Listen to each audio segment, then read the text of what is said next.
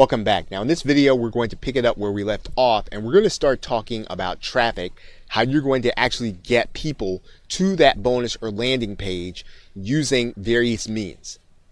Now, the first thing that really needs to be discussed is having a platform.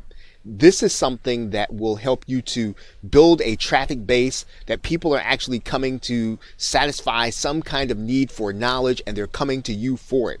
You want to make sure that this is something that you are generating on a regular basis so that your traffic will be continual. Once you have a profitable offer, you want to have people who are coming to your site because they have an interest in something that they're going to get. You use your platform in order to do that. And this could be a blogging platform. It can be a podcasting platform. It can be a video creation platform. Something where people are getting content on a regular basis and they're coming to you for it.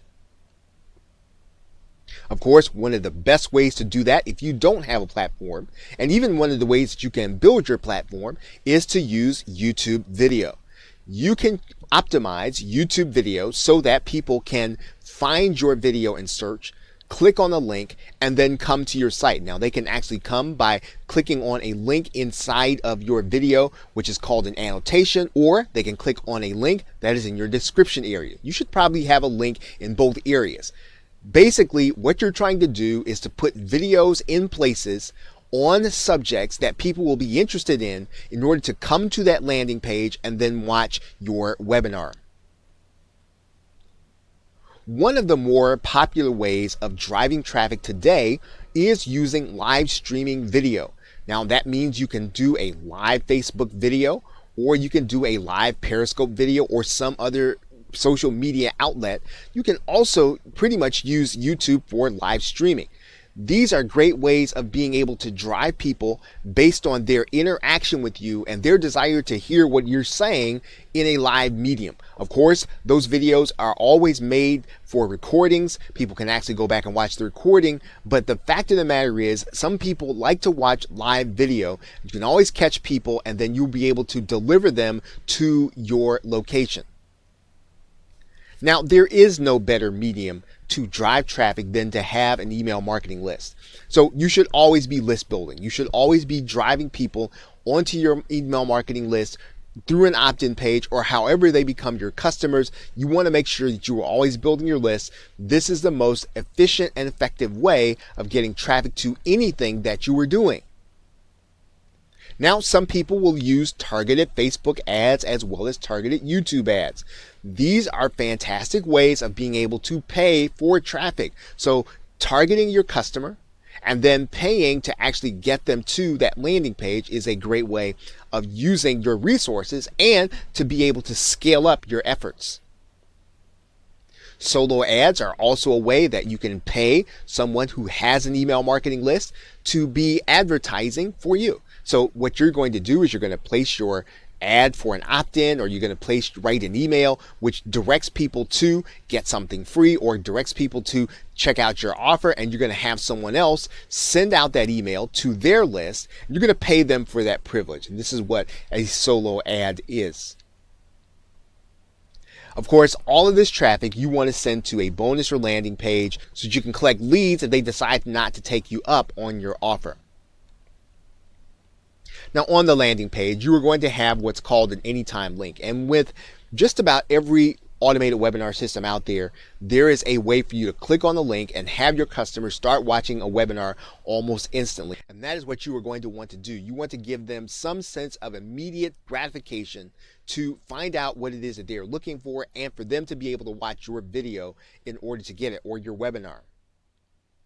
Of course, on the landing page, you are also going to have an exit pop. We've talked about that, so that when people click away, that you're going to see another offer or see an offer to opt in immediately.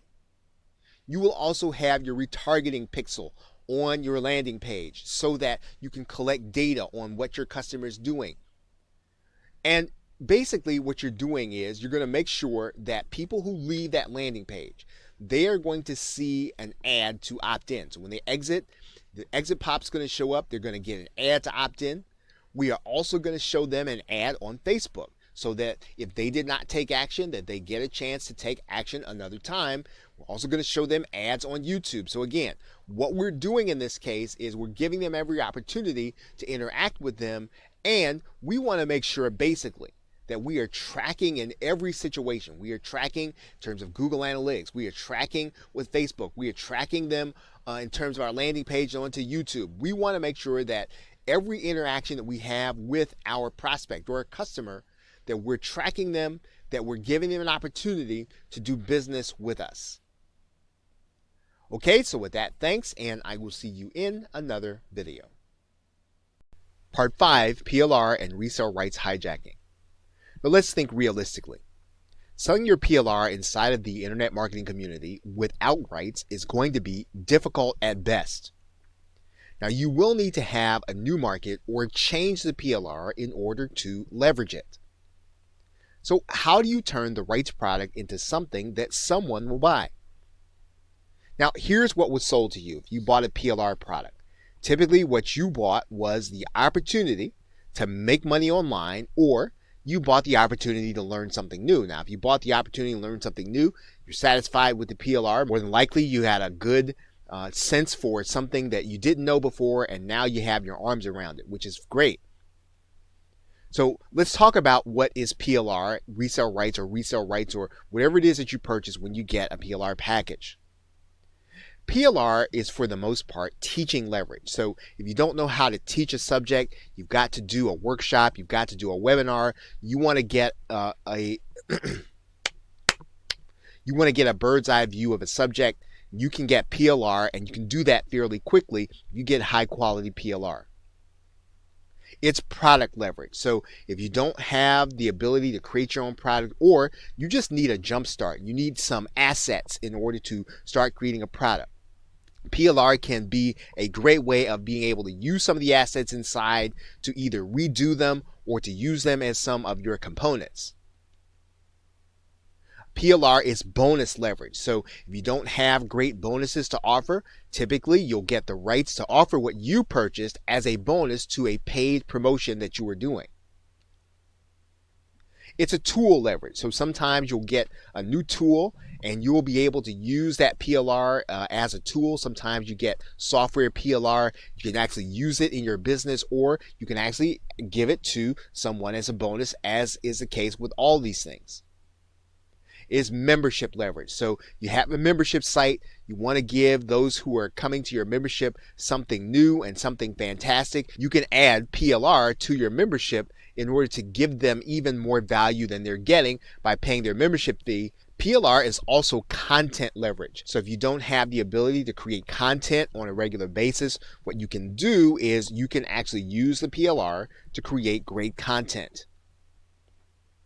It is demo or example leverage. So if you don't have a lot of skill in terms of doing a demo on either software or on something when it comes to maybe a particular social media site or whatever the subject of the PLR is, you can use the PLR videos as demo or example leverage on your site. This is a great way of being able to prove yourself to be an expert. Now, in short, what PLR is raw material. It aids you in how you create online income. So the question is always going to be, when you're using PLR, and if you're going to take the PLR that you have and turn it into profit, you have to figure out first who you're selling to. Who is your market? And then you want to find out what the bridge to their problem is. So in other words, you have PLR, but you want to figure out how does that PLR approach their problem and what they're seeking to solve or what they're seeking to accomplish. And so you're going to need to adapt your content. So how can you adapt your content to help you to generate leads every day with this market? How can you use your content to help you to make sales every day with this content? And then how can you do this as quickly as the content is released? In other words, how can you turn something on PLR into something that your market is going to want? Now, let's talk a little bit about your market. Now, your market is going to be composed of a couple of different segments. There are people in your market right now who are looking for a solution right now. They're looking for an answer right now. you can meet their need with your PLR if you adapt it to that situation. There are people who are aware there are solutions available, but they're not sure if they want one right now. There are people in your market who are aware they have a problem, right? And so you can adapt your PLR to them. There are people who are unconscious to their problem or solution. So again, this is another area that you can adapt the PLR to. So the question is, how can you reposition what you have to sell to one or all of these categories in your market? You have something fantastic to offer. You may have to add something to it, but you need to be able to meet these 4 sectors wherever they are so that you get the maximum profit from every piece of PLR that you purchase. So what you've got to figure out is what the shortest route is between their problem and your PLR. Whatever that gap is, you can actually adapt the PLR by adding something to it to give it the value that makes someone who's looking for a solution now want it. Someone who is aware there are solutions available, that they want it too. Someone who is aware they have a problem, to make them want it. So you want to think about it in these 4 sectors, and then you want to figure out the shortest route between their actual problem and what your PLR is. So now in the next video, we want to talk about how you're going to attract these 4 sectors into your list. Okay, so with that, thanks, and I will see you in another video. Welcome back. Now in this video, we're going to be discussing attracting people to your list and to your products. Now, the single biggest key is to start with the market, not with the PLR. So, for example, if you buy Facebook PLR, you don't necessarily want to go out to market that Facebook PLR. You want to start with, well, where is the market? What is it that the market is requiring? What is it that they desiring? What is it that they have questions about? Because that is the way that you're going to be able to take whatever you have on your hard drive, whatever you have in your inventory, and then you're going to be able to adapt that to the market and have a sellable product, even if you have to change the PLR. And so the question is going to be, what do you need to respond to the market, and how will you respond? In other words, what will make it a no-brainer for me to opt in to get your report or video about whatever the subject matter is? So if you understand your market, you understand what it is that they're looking for, you can then start to determine what kind of report, what kind of video, what can you take from your PLR in order to give me so that I will want to opt into your list without question. And of course, now one of the things that you're going to be using in order to get people to that opt-in page is targeted, specific content and blogging, or platform content, which will show people how to solve their particular problem. In other words, we are responding to the market. We're getting a sense for what it is they want to know, what it is they want to solve. We can also, of course, use paid advertising. We are going to be able to get them to look at an ad, to click over to our opt-in page, and then to attract them onto our list with something fantastic. Once again, making sure that it's a no-brainer. And of course, we can also use pre-sale video. And in all cases, we can use all 3 of these things. All 3 of these things actually go together. Content, advertising, video, because the video is actually in and of itself search content. We can also use pre-sale audio and podcasting. So if you primarily deliver great content using podcasting or audio, you want to consider using podcasting or interviews. You can also use JV and collaboration. Now, this is the more advanced strategy, but if you can create an alliance where you can either be on someone's download page, or if you want to create a product together with someone, you can then start to bring people onto your list through collaboration. You'll have more people coming to your product as a result of your partnership. And of course, one of the things that you can do to attract people onto your list is to use what's called the product creation snowball. And that's where you're going to repeatedly create products that people are going to come in small numbers, but as they come, they then start to become part of your list. So you're not really concerned necessarily about having a big launch. You're going to do lots of little launches. You're going to do them in places like Warrior Plus, in a place where you're going to be able to get a lot of attention, a lot of eyeballs onto your particular offer, and then you will build your list gradually. Of course, in all these cases, you're going to use your rights products for all of these, even the product creation snowball, as you begin to make unique products with them. You're using your PLR in order to build your list and to create momentum with buyers, create momentum with prospects. But ultimately, this is very important. This has been mentioned before. If you want to have profit where people are coming to your site and you are not chasing them, you and I will need to create a platform. That's going to be something where we're going to be giving people on a regular basis the information that they are seeking to achieve their goals and to solve their problems. And we're going to have to do that with something unique in the marketplace. And it is going to have to help them to get their goals. In most cases, you can focus on problems, but eventually, if you want people to come back to you over and over again, you and I have to help people to accomplish their goals with our content. We do this on a regular basis. We're going to be able to use our PLR in different ways in order to give people what they want and to create products and to attract people into our marketing funnel so that we can sell them the things that will actually meet their needs. Okay, so with that, thanks, and I will see you in another video. In conclusion, now hidden in everything that you buy are multiple opportunities to generate leads and make sales. And that really is the point of what you want to do or what you want to take away from this course. You want to always buy products and services in line with your brand, your unique selling proposition, and your infrastructure. So in other words, if you were a furniture store, you wouldn't put off buying inventory or retail space or electricity.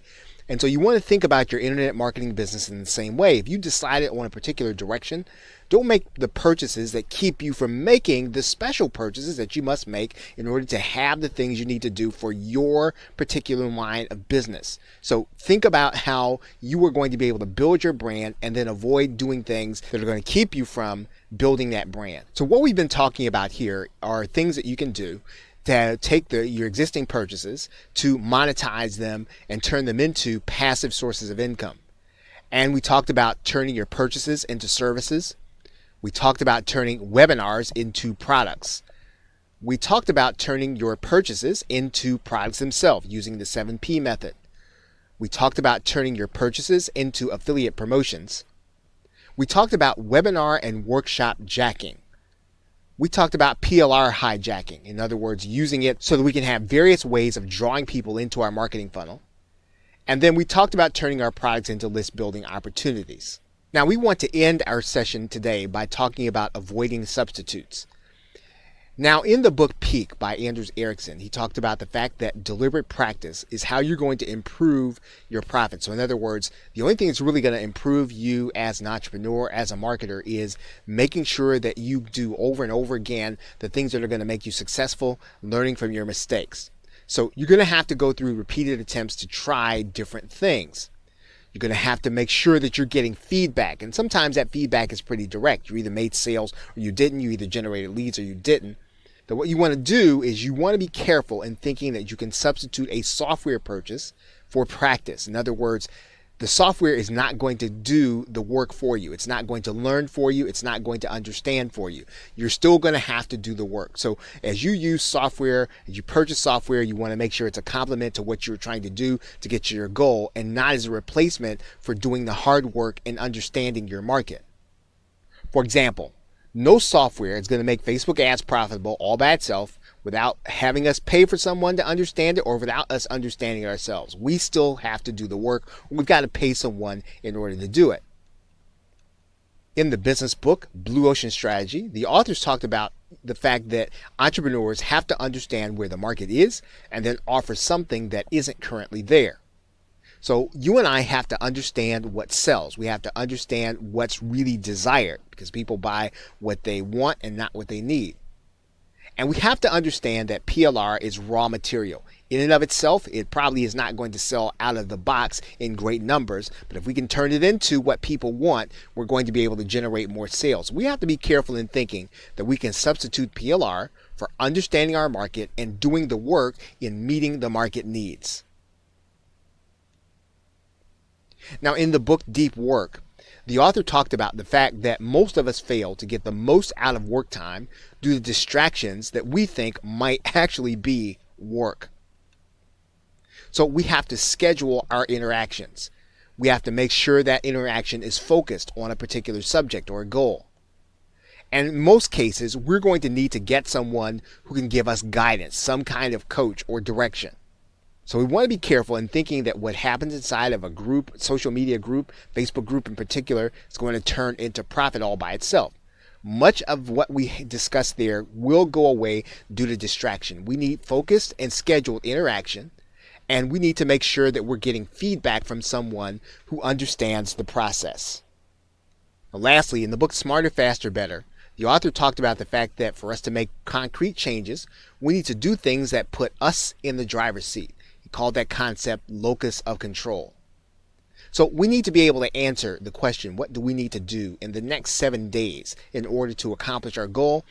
And so we have to back into what has to happen every day. And so we have to begin to think about what's our minimum viable activity. The one thing that we can do in order to separate what we're doing from a hobby to really turning it into a business is there must be something that without doing, we cannot consider our day complete. So there should be some minimal viable activity that really does lead to your creating more profit. So we want to be careful in thinking that buying a course is making the decision. We have to go ahead and make the decision as to where we're going in our business and then to do those things that will take us there on a daily basis. We have to make the decision first about where we're going and what we need before we start buying so that we can buy the things that are going to lead us to accomplish our goals on a regular basis. Okay, so with that, thanks, and I will see you either in another video or in another course. Welcome back. Now in this video, we're going to be discussing launch jacking, which is an advanced form of affiliate marketing while we're on the subject. And basically what we're going to do here is we're going to find out about the future launch. Now in this particular case, this is not going to be so much about a product that you already have. This is going to be more about a product that you know you're probably going to want to buy. And you're going to be doing a lot of these things before the product actually launches. So in this particular case, you're going to do a review of that product, either on or off the camera. Now, in some cases, you might be able to work with the affiliate if you've gotten a relationship with them, and you're going to want to get the product and take a look at it, and then you're going to do an extensive review or enough of a review that's going to make people want to buy it once they actually see it, once they understand the benefits and what it actually does. Now you're going to place that review on a bonus page, and you're going to get that bonus page in front of the traffic by pre-selling them in some kind of content. So the pre-sale content is actually going to send them to the bonus page where your review is actually going to be. You can do that inside of a forum where the traffic is going to be relevant. So if it's an internet marketing product, you want to be in an internet marketing forum. You might do that through a post or a video. It's going to be talking about the marketer's problem. You can do it through fan pages or Facebook Live, where you are literally talking about, again, baiting people in based on the situation that they're in and then moving them on to your bonus page where they're going to see your review. You can use social media groups. Now, again, inside of social media groups, you're going to have to make sure that you are not just outright spamming and selling. You want to attract people through your content. You want to attract people through your pre-selling. You can do this extremely well using YouTube. And of course, YouTube is probably going to be one of the best ways for you to be able to do that. If you know about an upcoming launch and you know that maybe it's not going to be as competitive as some of the other launches, you are going to be able to try to get your video in place before the actual launch occurs. So you're going to need to know some basic SEO. You're going to want to know how to optimize your video for search. Also going to need to know how people might search. And when you do that, when you know those two things, you know some basic SEO, you know how people might search. What you were then going to do is then create a Google Hangout, get some live attendees, and get shares on your video. What this is going to do is it's going to make your video more attractive to the search engines and hopefully to get in place before the launch actually occurs so that when people go searching, they will end up finding your video as they go looking for the product.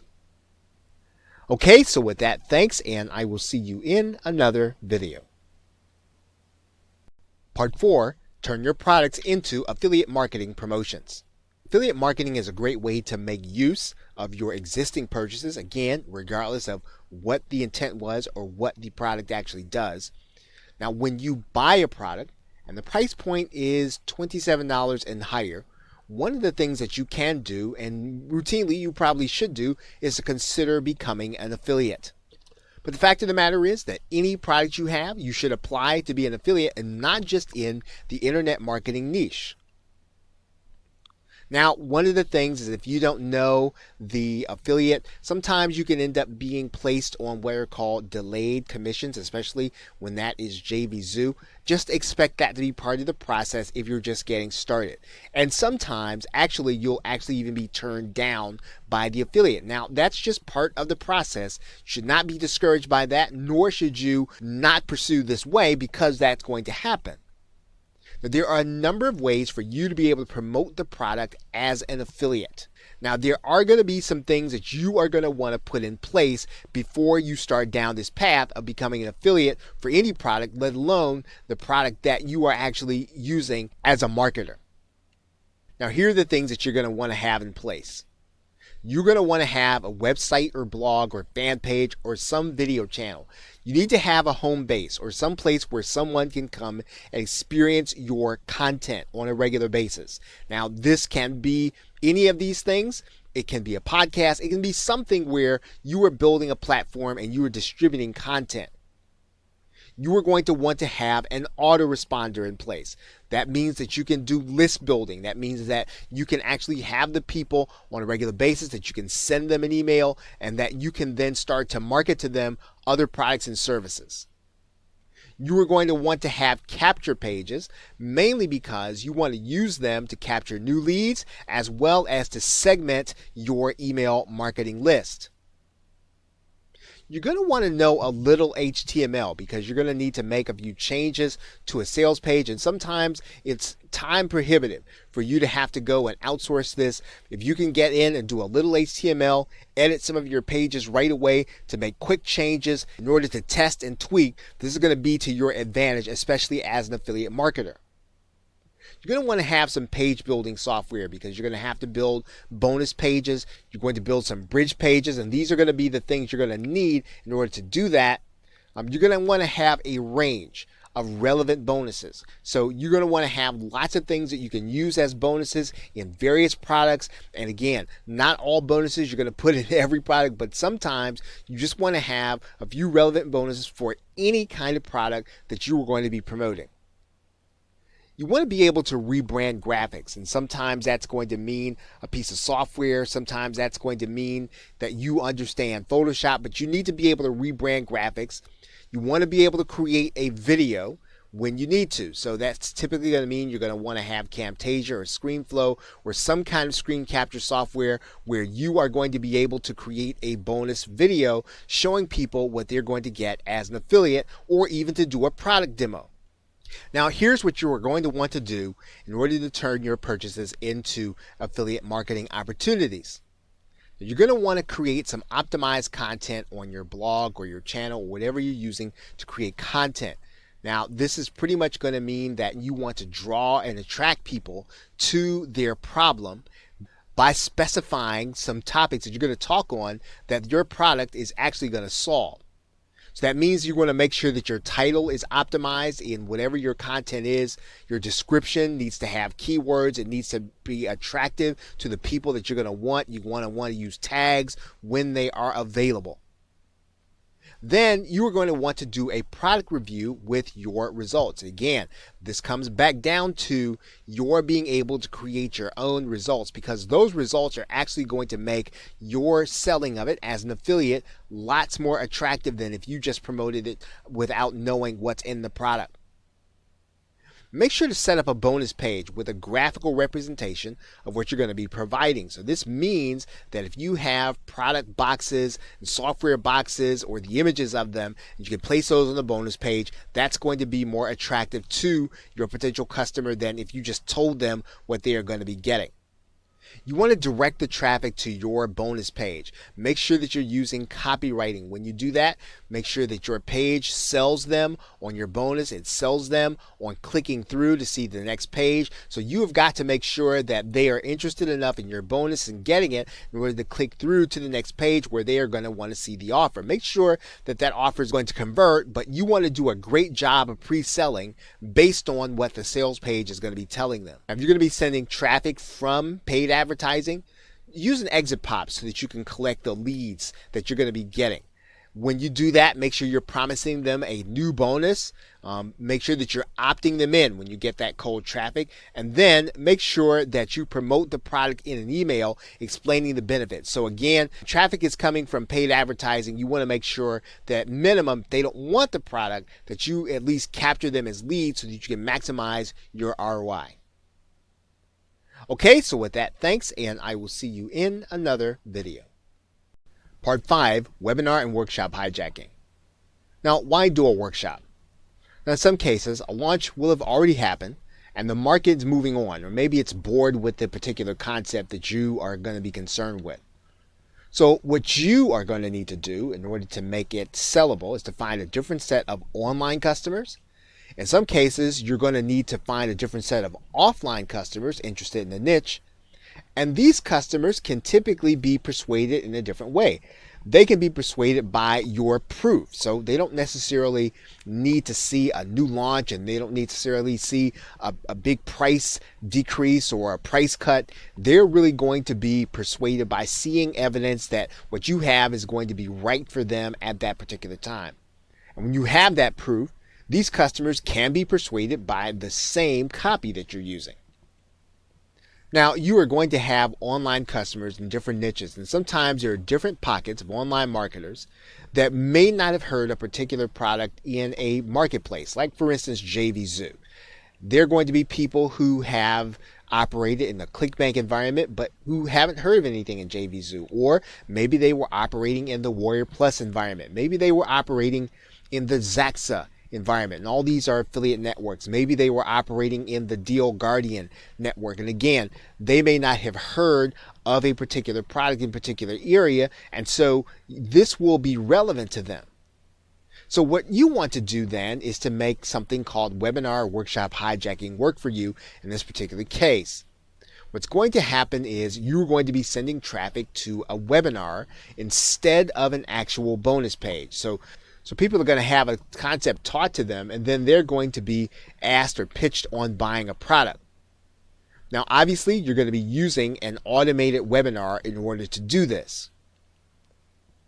You're basically going to be using the webinar as your testing ground, and you're going to pitch the product to a number of different audiences according to their particular problem. So in other words, you're going to send people with a specific kind of problem to a specific kind of webinar, and you are going to then pitch your product to them based on their particular problem.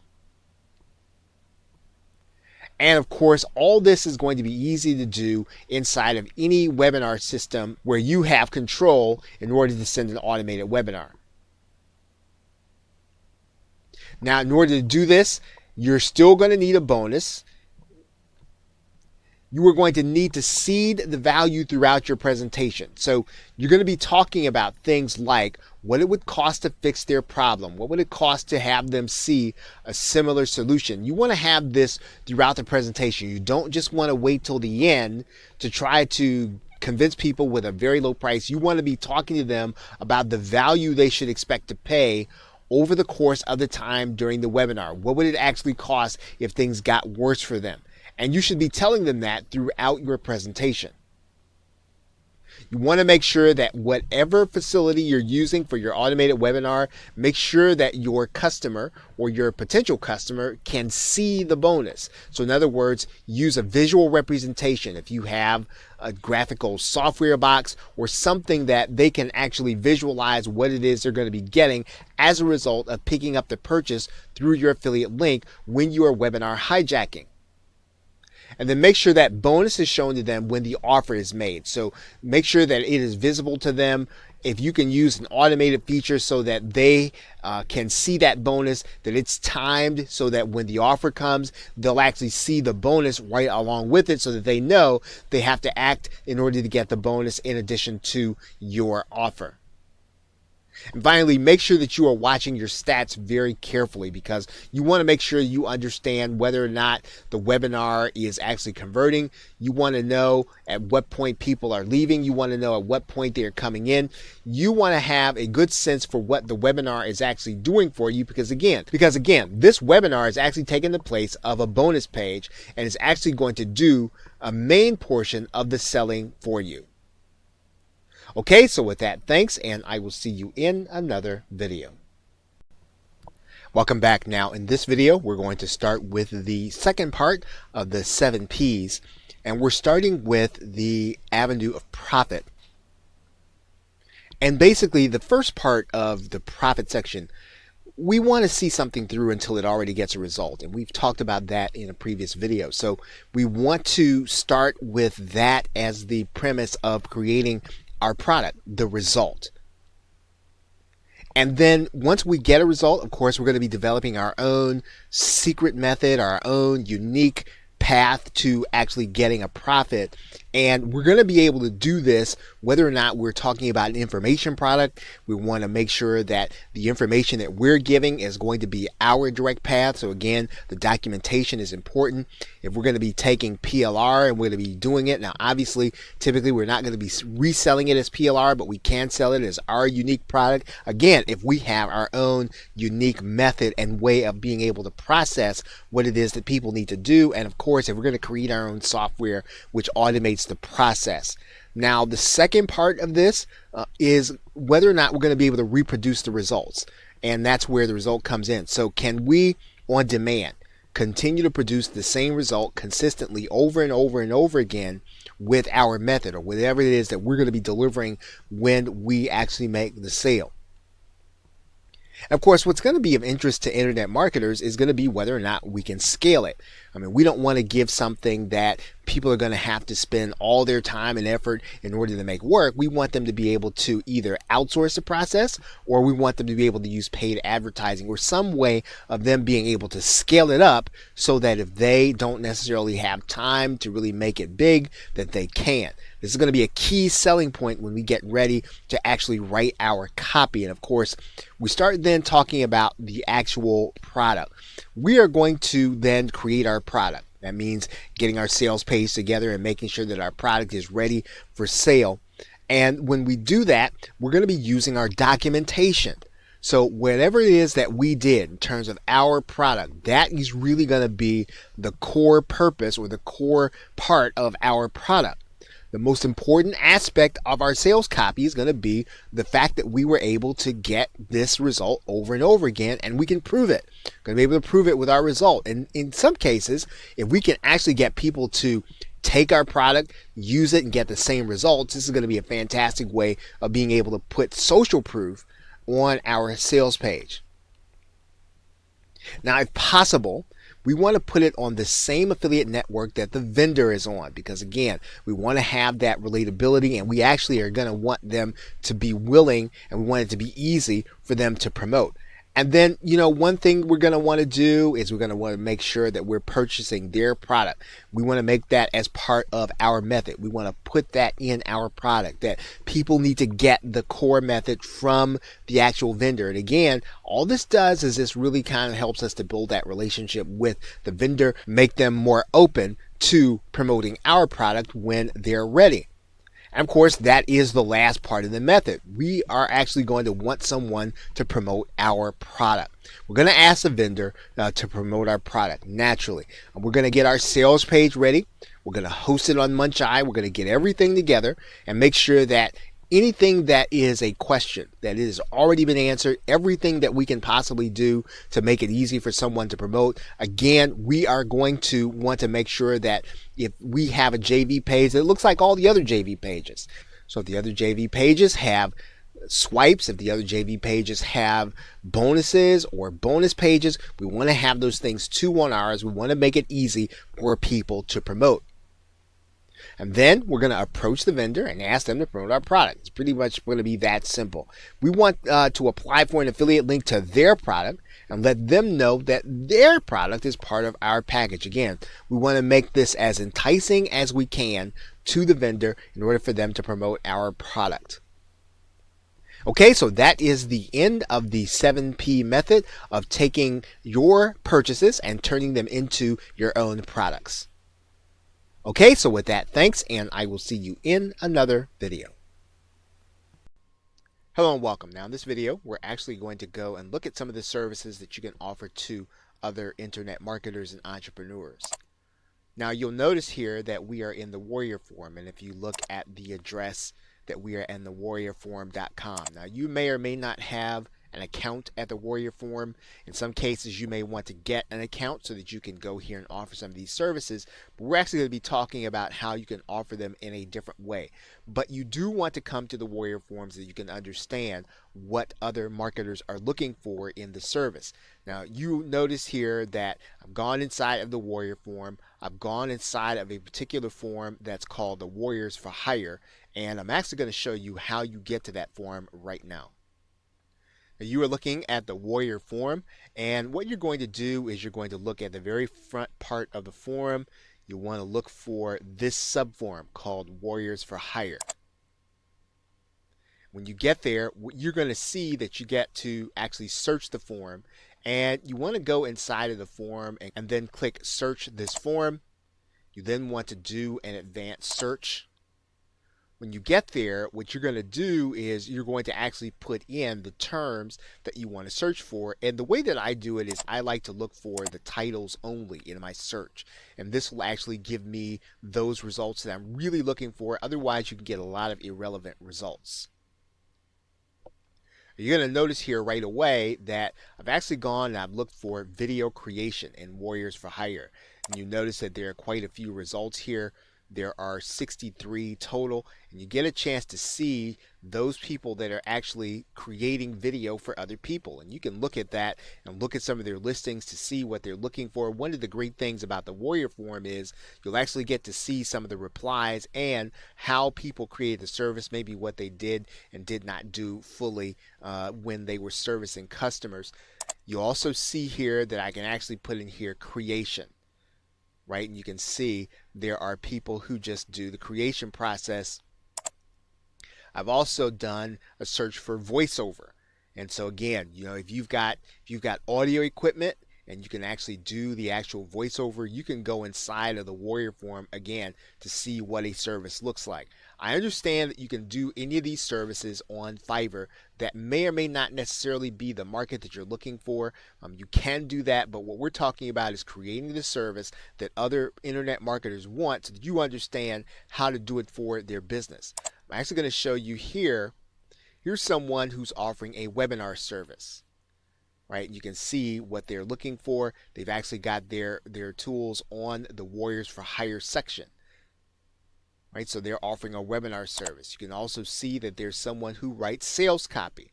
Quite a few people there. You look at their 70 listings, and these are people that rewrite or write sales copy. So if you are confident in the way that you write or rewrite sales copy, maybe you want to do it for people who already have PLR, you can actually do that and offer that service here inside of the Warrior Forum, or you can offer services that mirror these that are in the Warrior Forum.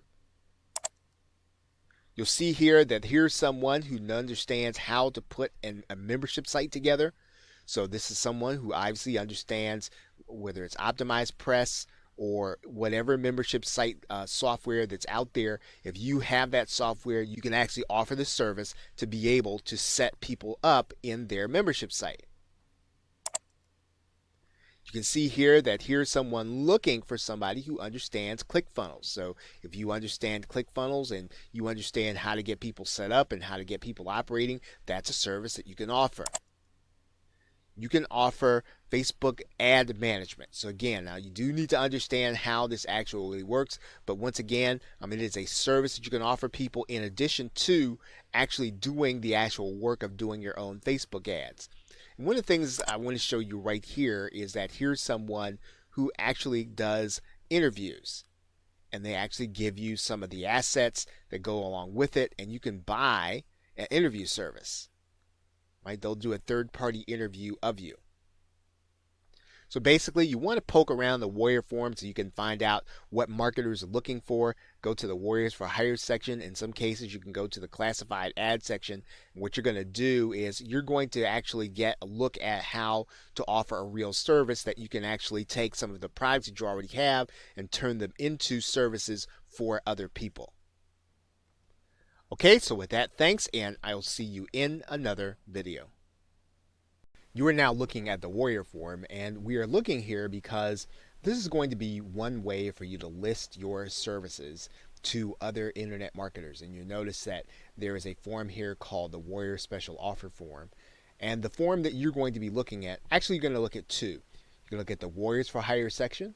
You're going to look at the Warrior Classified Ad section. Both will cost you $20 to list a particular service there. And in the Warriors for Hire section, you want to take a look at some of the other ads, as we've talked about in another video, and structure yours accordingly. You're also going to want to look at the classified ad section, and you're going to want to list something and structure it accordingly. Now, that's not going to be the only way for you to be able to list what it is that you're going to do, and it's actually not even the most effective way.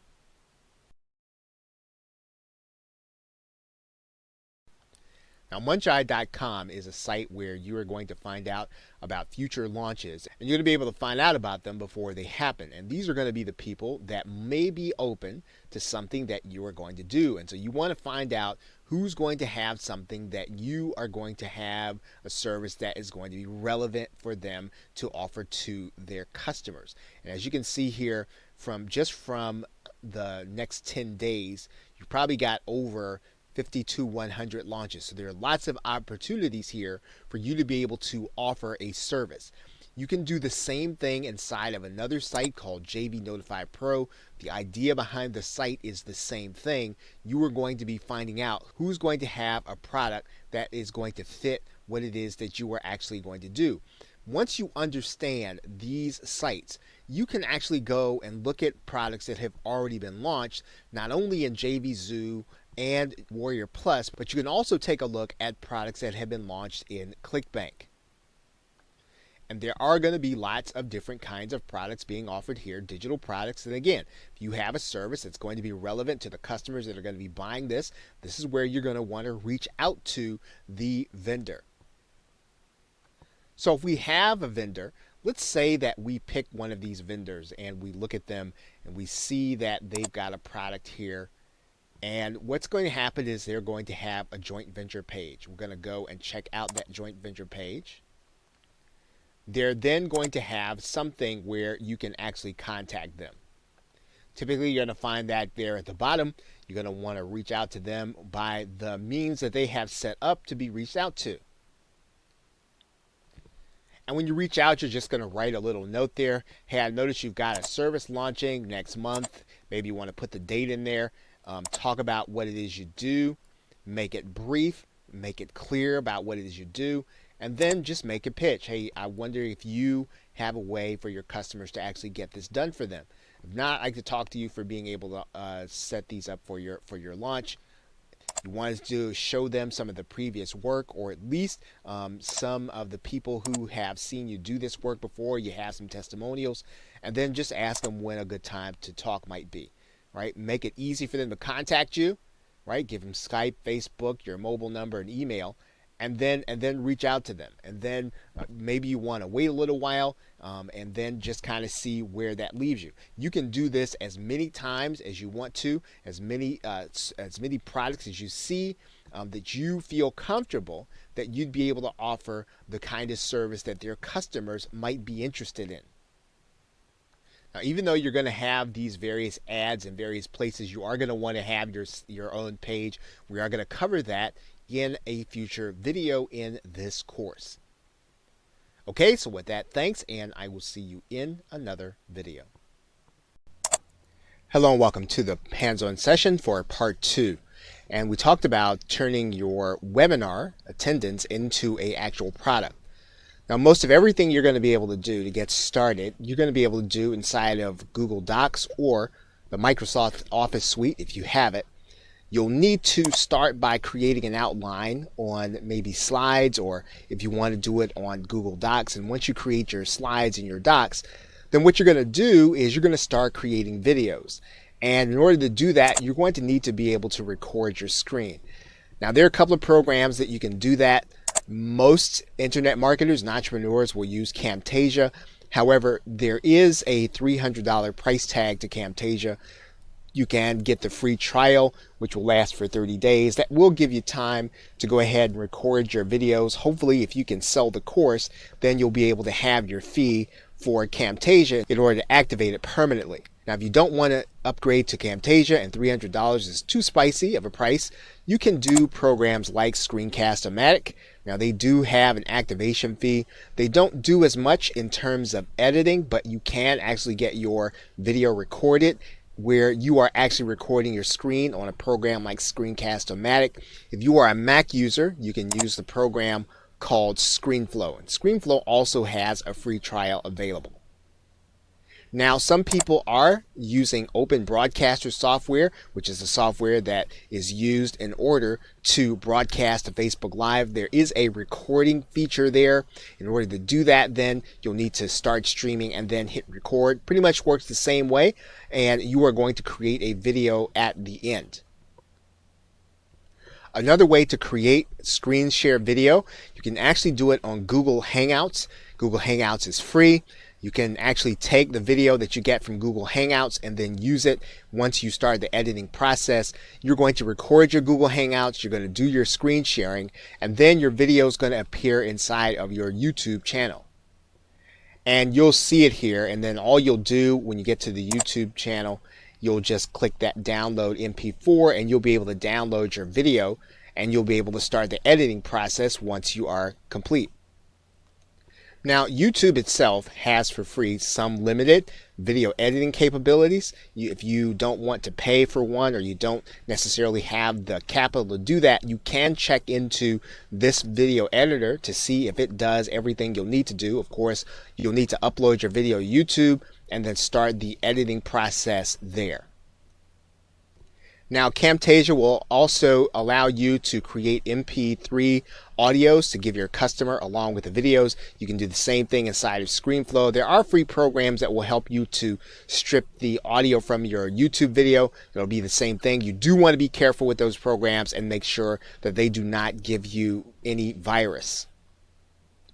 Now, you are going to need to then host your files in order to deliver to your customer. You can use a site like Dropbox if you don't have one. You can also use Google Drive, which is available to you. There is also a more commercial solution in Amazon S3, where you will be able to store your services in the cloud, or you'll be able to store your files there, and then you'll need to create a file or a link from there into wherever you're delivering the actual product. Now, you are going to need an interface for Amazon S3. Most marketers use Cloudberry Lab Server. If you go to cloudberrylab.com, you can actually get a free interface that you'll be able to use for Amazon S3. You can get that there, and you'll see it there. It says Cloudberry Explorer Freeware, and you'll be able to use it. In most cases, you will not need the Pro version. You can pretty much get along with the Explorer Freeware, and that will allow you to interface with Amazon S3. It'll allow you to upload your files to Amazon S3. It'll also allow you to create a link that your customer can use. Now, here is what is important about Amazon S3. Amazon S3 is going to be pay as you go. So as much as you have use, people are going to be kind of creating your pricing. So this is not going to be a standard. You're not going to have flat fee pricing, nor is it free. You are going to be charged for your usage. But for the most part, Amazon S3 is very reasonable in terms of its usage and its pricing. So you might want to test Amazon S3, but if you're going to have a lot of traffic, probably want to get a handle on how much that's going to be before you commit.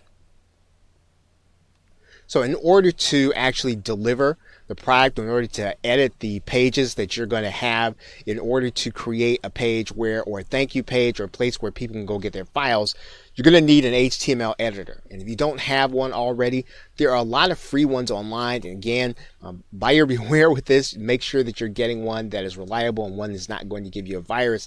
But you are going to be able then to edit your HTML pages so that you'll be able to put the links in there to give to your customers.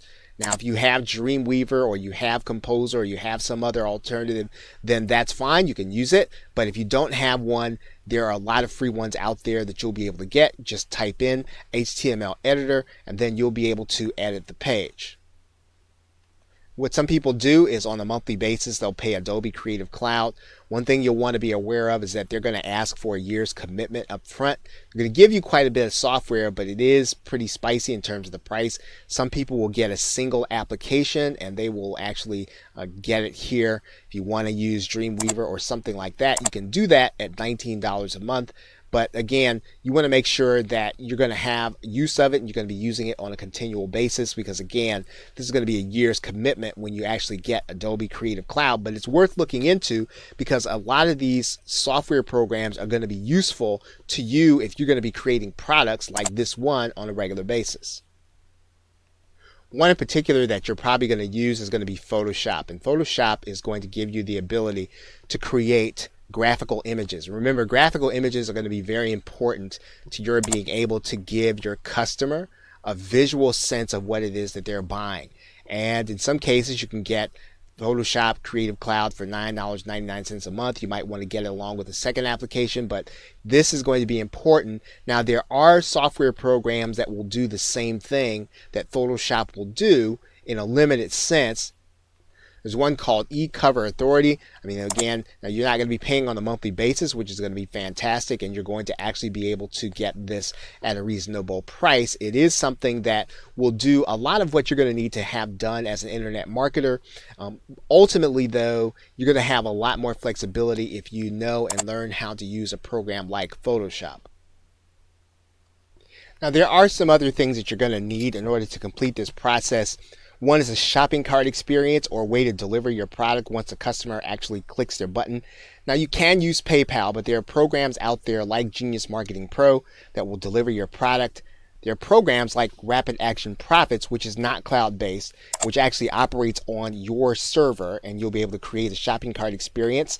This is an older program, a little complicated to use, but it does allow you to save lots of costs when you actually start to use it. And then there's also ClickFunnels. ClickFunnels is about $97 a month for the lower level. This will give you the shopping cart experience and something else called one-click upsells. This is also available through a program called Digital Access Pass. If you'd rather use a WordPress platform, you can actually deliver your customer through this shopping cart experience. Now, they're going to be paying through PayPal, but you're going to be creating all that on your site. Now, you can create a shopping cart experience through affiliate networks like Warrior Plus. These sites are going to have you to pay a fee for every time someone buys, but again, this will give your customer something secure that they'll get their product, they'll be able to go back in a login and get it, and you'll be able to get affiliates to promote it if it's something that they like. You can also use a site like the Warrior Forum. The Warrior Forum also has its own affiliate program. It has its own shopping cart system that you can actually deliver your product to your customer as well as recruit affiliates. The same thing is true of ClickBank. ClickBank is a marketplace where you can list your product as well as recruit affiliates, as is JVZoo. JVZoo stands out as one of the leaders because customers are able to get their product immediately, and most of the commissions are paid immediately. So affiliates like to promote products on the JVZoo network. Now, you're also going to need a page builder system. Once again, Rapid Action Profits happens all on your server. It's a downloadable program. You will be able to use that. They have limited capability. It's my understanding that they are doing an update, but as of right now, that has not been done. But everything can be done on Rapid Action Profits if you know HTML. If you don't, this is going to be a little difficult to learn right off the bat and probably won't be considered to be something for someone who is brand new to internet marketing. ClickFunnels is the same thing. In addition to offering you a shopping cart experience, you will also have a drag and drop page builder. The same thing is going to be true with InstaBuilder. InstaBuilder is actually a WordPress plugin where you are going to be able to use InstaBuilder to create your pages, and then deliver your customer their product. Now, the delivery process doesn't happen inside of Instant Builder. All that's really going to happen here is going to be that you are going to create your page. And as you can see, their product is listed on ClickBank. Now, there is also Optimized Press, which is a very intuitive program to use. Now, the thing about Optimized Press is it can be a little pricey in order to get started, but it is fairly easy to use, fairly easy to understand. The same thing is going to be true of Genius Marketing Pro. There's a monthly fee attached to Genius Marketing Pro. So again, if that's not something that you're interested in, there are all these other alternatives that we have mentioned. So that is pretty much what you're going to need in order to execute part 2. Now, in our next video, we're going to talk a little bit about what you're going to do to get into some of the particulars in executing this plan. Welcome back. Now, in this video, we're going to go over just some basics in terms of writing the sales letter. And what you see here is that there is a Google search. And the Google search that was done was for David Fry, 12-step sales letter. And you can find any one of these entries. This sales letter formula was probably written back in the 2000s. And so you can actually look to any of these places to get David Fry's 12-step sales letter. So what you're going to see is that you are going to see that David Fry has a list of things that he is suggesting that you do. And these are going to be the 12 points that you're going to follow in just about any sales letter. So if you look at this outline, this is going to help you to be able to take your concept and then turn it into a sales letter. And so the other thing that you're going to be able to do is you're going to be able to go to a site like JVZoo, and you're going to be able to go and find out how you can then look to JVZoo and reverse engineer a sales letter. So let's do that right now. Now, what I'm going to do when I get inside of JVZoo is that I am going to start looking for a product that's going to be as close to the one that I want to launch as possible, whether or not it's going to be the actual product itself, or whether or not it's going to be one that is going to be in the same category. For instance, if you are launching a webinar software, then you want to find another webinar software that's going to be similar to yours. And what you're going to do is just take a look at some of the top selling products. When you do that, you're going to go inside here, and for instance, let's go inside this one. And then we're going to take a look, and then we're going to look at the sales page. When we get to the sales page, we're going to actually see, I'm going to stop this from playing right now, and we're going to take a look at how we can actually look to replicate a sales letter that's like this, and then combine elements of copy from David Fry's 12-step sales letter. So one of the first things we're going to do is we are going to go and we're going to take a look to see how they actually created the sales letter. And this is always, you always want to do this. You always want to take a look to find out, what kind of software was used to create it. Sometimes you might even have the same software. So we're going to take a look. We're going to see here. And it looks as if this was not a WordPress theme. This is going to be some kind of software that was actually done, created from HTML, which is fine. But we can actually replicate this in another way. What we're really concerned with right now is we're going to be concerned with a copy. We see that there's a headline, we see that there's a video, and then we see that there are some strips and test blocks. But what we want to follow is what's happening in the actual copy and what is convincing to other people, and even sometimes some of the placement of the images. And we can actually do some of the same placement. You'll notice that a lot of this is going to be screenshots. Some of it is going to be images. Some of these are going to be images that were picked up from other places. And these are all things that you're going to be able to do.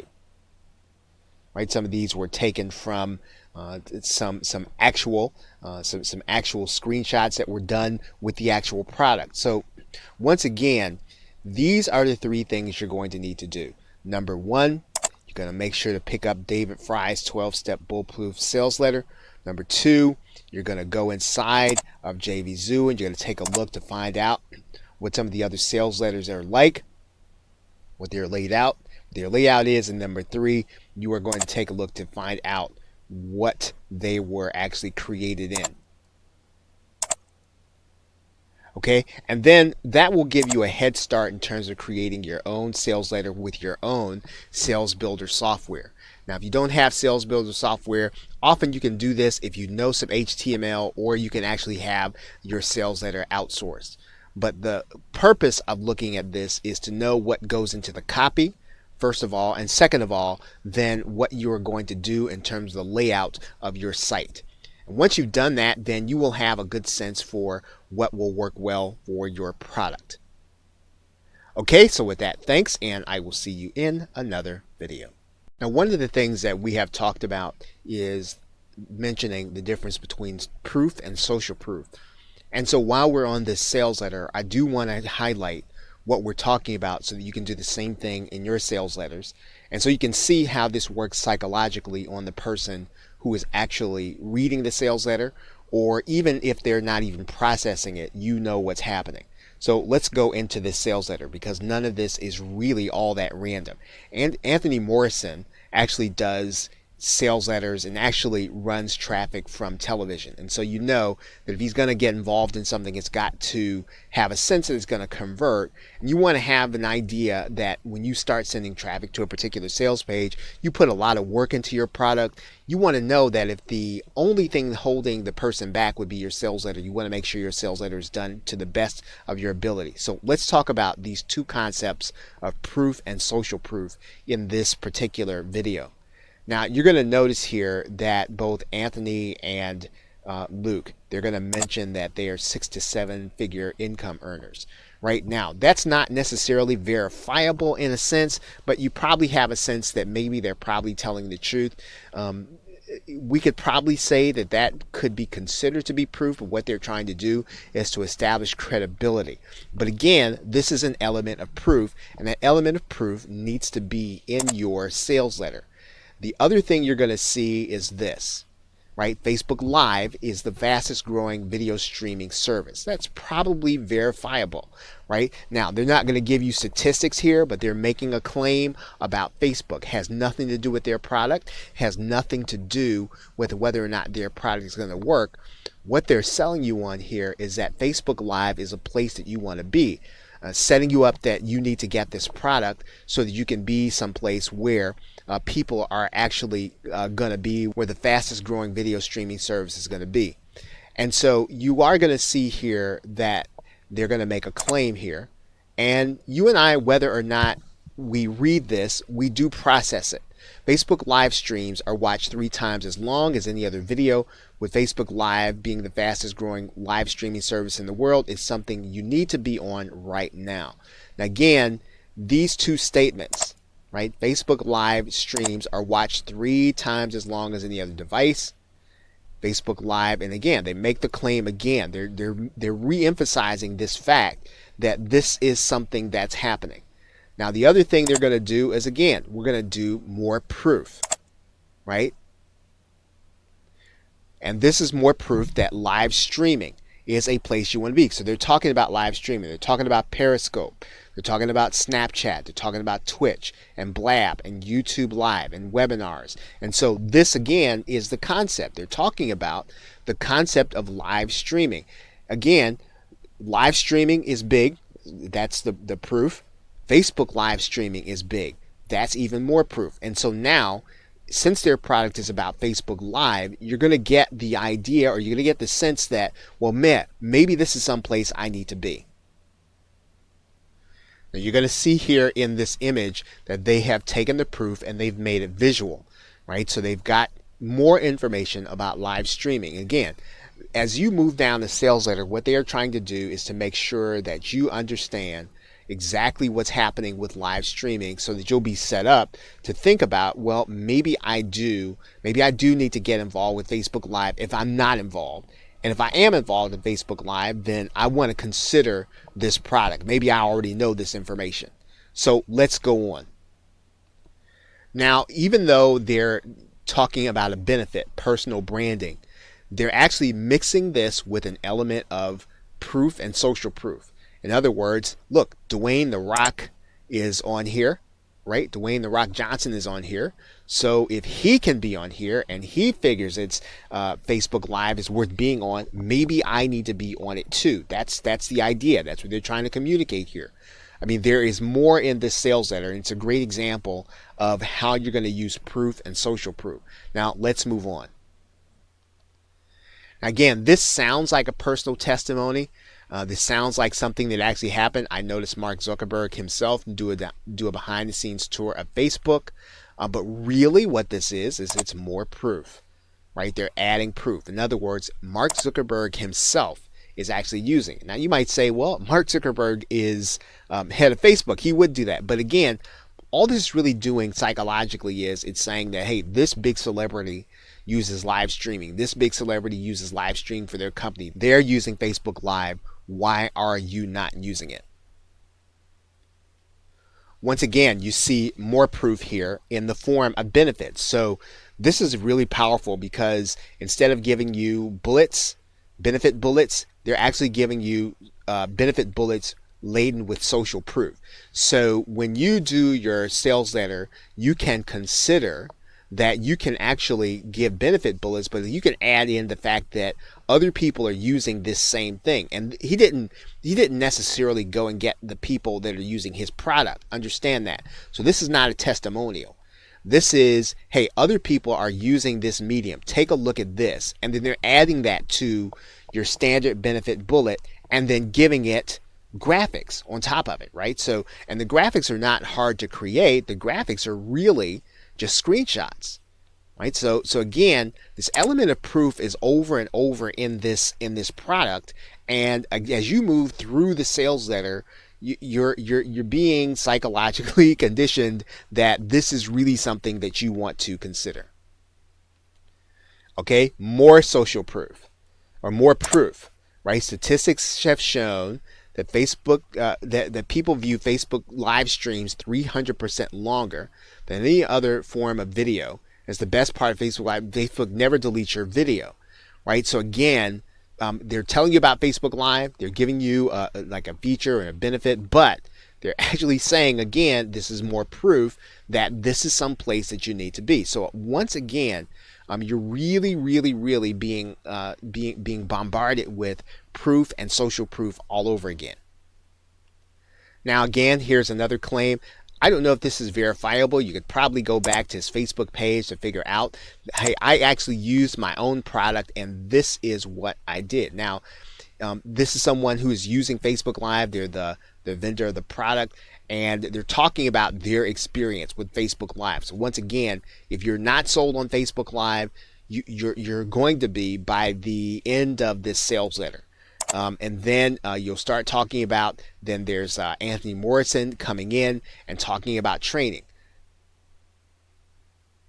So you'll recognize here that this is the problem being introduced to you. And then they're going to start talking about some of the evidence that occurred, right, when they actually used their own product. So there aren't a lot of testimonials at this point, but they're telling you, well, hey, this is what happened when we used our own product. Once again, very powerful, especially because they've already gotten results with what their product actually does. Again, if you start thinking about this, this is really one of the best ways graphically, or even if you were to just write it out, this is going to have an effect on the people who are reading your sales letter. Now, you know, we see screenshots and lots of people say that you can fake screenshots. Maybe they fake screenshots. Maybe they didn't. Who knows? But there's just more. It's more psychological proof. It's graphical. And it's not the only element that this relies on. If this was at the very top, if you just said, well, how to make $304 or $400 on average every day, and the whole page was relying upon that, then you might think that's subject to question. But this is just a small part of the proof. If they didn't have that, they'd still have social proof. But once again, this is really just adding to the proof of the entire page. And all that happens before they introduce the product to you in the sales letter, right? So once again, if you understand proof and how you can implement it in your sales letter, this is really, again, how the brain works. They're establishing credibility. They're establishing the fact that this is a place you want to be, and then introducing the product to you. Now, one of the best elements of proof is going to be this little demo here. And so you're going to see this here. You can turn on this demo and you're going to actually see, we're not going to go through the whole thing here, but they're demoing the product. They're showing it to you. They're showing it to you at work, showing it to you doing what it is supposed to do. Again, this is something that anyone can do. Anyone can show their product at work. And again, it's working on the person who is on the sales letter and reading it. And all of that happens before you even get into features and benefits. All the other things are just style and features and benefits. This is the thing that you have traditionally heard you've got to do in your copy, what's going to be in the product and what people are going to get. Again, you're going to do all that stuff anyway, right? But understand the basis of proof and social proof in this sales letter, and I think you'll understand how you can beef up what it is that you're doing and what it is that you can actually add to in terms of urgency before a person even gets to the point where they're looking at price. The price isn't given until the very end because the value needs to be built up. And of course, some people are not even going to read this sales letter, but some people are. And the people who are going to read through the sales letter, or at least scroll through it, they're going to be given a powerful sense of value before they even get to the end. Okay, so 2 sets of buy buttons then, PS, PPS, and then that's the end of the sales letter. So I hope that this has been helpful for you in terms of being able to dive into the psychology of a sales letter, how you can be more effective in how you write it, and especially understanding the elements of proof and social proof. And one of the things that is necessary to conclude this video by saying is this. You'll notice that there are no testimonials on this page. So testimonials are not so much the issue.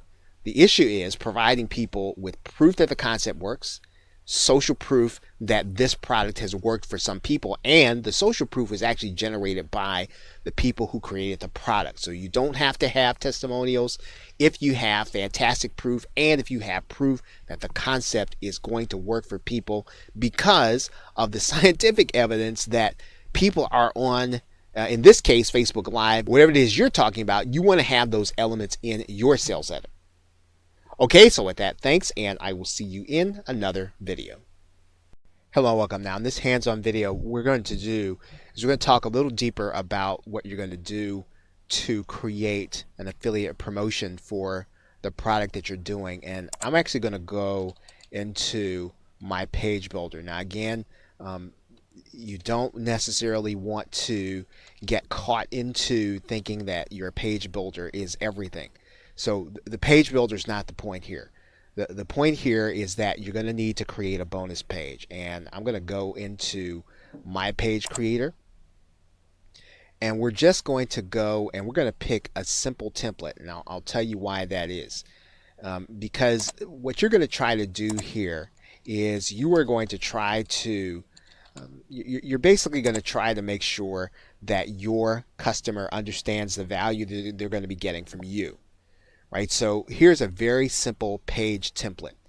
And so we have a headline, we have a sales video or a bonus video, and then we're going to have the bullet points. Now, there are a couple of things you're going to be able to do with any bonus page or any landing page template. Notice I use an opt-in page template. We're going to get rid of this. We're going to get rid of this down here. We're going to get rid of all that noise down there.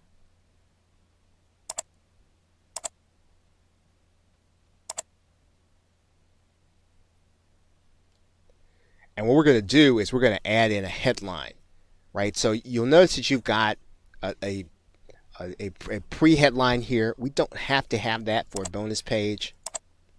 And we can actually use another color. Now, light blue tends not to be one that's going to generate excitement. Blue does generate trust, not excitement. So we can go in, we can actually change this, or we can change this to a color that we want, whatever we feel comfortable with, right? So whatever you want to do, you can actually change that. You can use black. You just want to communicate, that you're trustworthy here. And then there's your headline. And so what we also want to do is we want to do some kind of graphical representation of the bonus that we're getting, right? So that we're going to give the customer. Now we can do that above the video, or we can do that below the video. It really doesn't matter. In this case, we want people to see the video that we're going to be adding, or the bonus we're adding right away. So let's go ahead and just add. I'm going to just add a graphical representation here. It really doesn't matter which one. You will just add in the image for the bonus that you're going to be adding, right? I'm just going to pick one that I had here before, and we're just going to add that in. Right, that's probably going to be too big. I'm going to size that down. I'm going to size that down by maybe. Let's size that way down. Okay, that's probably too small. That's probably too small, so we're going to size this down. Or maybe we'll go with half the size. Okay, so that's the first thing we're going to see. Now we could probably pull this below that. You know, if we want people to watch our video first, that would be fine. So let's just for the sake of this, we're just gonna drag this below the video, and we're going to do that because we want people to click on the button, but we want them to see the graphical representation after they view the video, if they choose to view the video, right? So we're going to add in a button here. The button is where we're going to add in our affiliate link.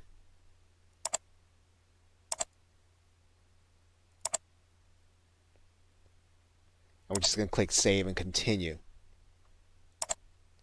Okay, so now you've got the graphical representation. They're going to see it before they click the affiliate link button. And one of the reasons why you want to create a bonus page is, first of all, when you're sending out an email, you want to send out an email with your bonus page and not with either the Warrior Plus or JVZoo or ClickBank link, because those links are probably going to get you put in the spam folder.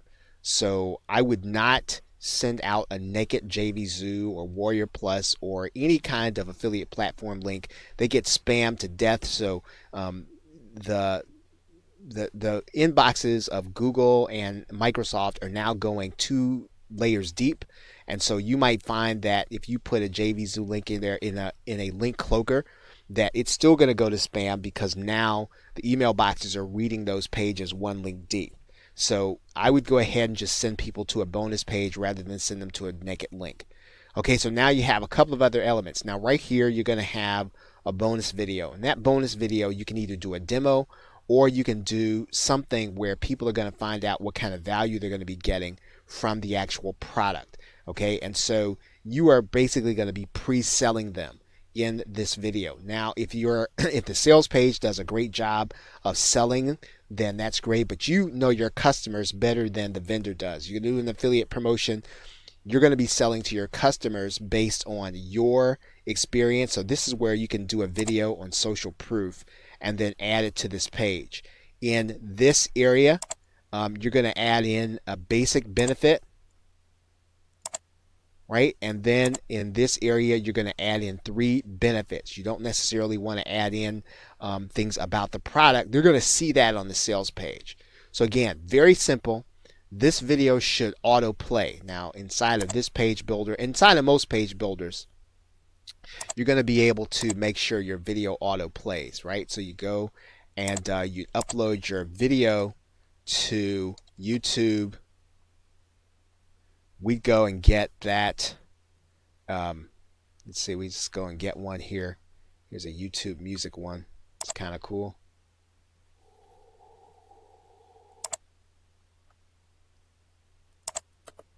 Copy that. We're going to put that in our URL. And then what we're going to do is we're going to autoplay it. We can hide the controls, and then we can hide the YouTube label. I don't like to show the title bar, so we're just going to click that one. And so we have a bonus page, right? So our affiliate promotion is really going to be based on our video, where we're going to pre-sell them. It's going to autoplay. Now we want to give the buyer the opportunity to stop this video So this copy is going to be pretty important. It needs to be short, and it needs to talk about the benefits of what people are actually going to be getting if they decide to go ahead and click through. All you're trying to do at this point is you're trying to make a connection to what they're going to get, and then clicking through to the next page. Right? That's why I put continue here. Now you can try a number and test a number of different things on the button to figure out what you want to use. Now again, this is my page builder, but any of the page builders are going to have pretty much the same thing. Okay, so that's pretty much what you want to try to accomplish in your bonus page when you are sending people to your affiliate promotion. Okay, so with that, thanks, and I will see you in another video. Hello and welcome. Now, in the course, we talked about doing something called webinar jacking or webinar hijacking, and we're going to hijack the bonus process with an automated webinar system. And so I'm inside of a webinar system. It's called Webinar Fusion Pro. And just about any system that has an automated system can do something like this. So if yours is not Webinar Fusion Pro, you can actually replicate this inside of your own. So what we're going to do is I'm going to go to just take a look at one of my webinars, and I'm going to turn it into a recorded webinar. So here's one. What I'm going to do is I'm going to go in and I'm going to edit this one. And I'm going to make this a recorded video, recorded webinar. I'm going to use one of my recordings here, and I'll just use one here. Right, so this webinar is now going to play this particular video that I've already uploaded. Now, the webinar system is not the point here. The point that I want to get to here is your actual time to make the offer. So I'm going to go inside of the system of Webinar Fusion Pro, and what we would do is we would set up an offer. So we'd go and set up an offer, and in this particular case I've already got one that was already in here, even though I didn't launch it for this webinar. So I'm going to take a look and edit this one. You'll notice here it's got a name, it's got a URL, it's got a URL, and then it's got a button text. Right, so if I preview this, okay, it doesn't have a graphical representation. Remember, we always want to have a graphical representation. So let's go ahead and put one in here. I'm just going to pick any image right now. Okay, so we've got one in there. We're just going to click preview. Okay, so there's our graphical representation. Right now, a person can click this button and be sent to a particular URL. So now our offer is set. So now what we're going to do is we're going to set the timing. Now in Webinar Fusion Pro, this is called the Fusion Bot. It's called different things in different systems.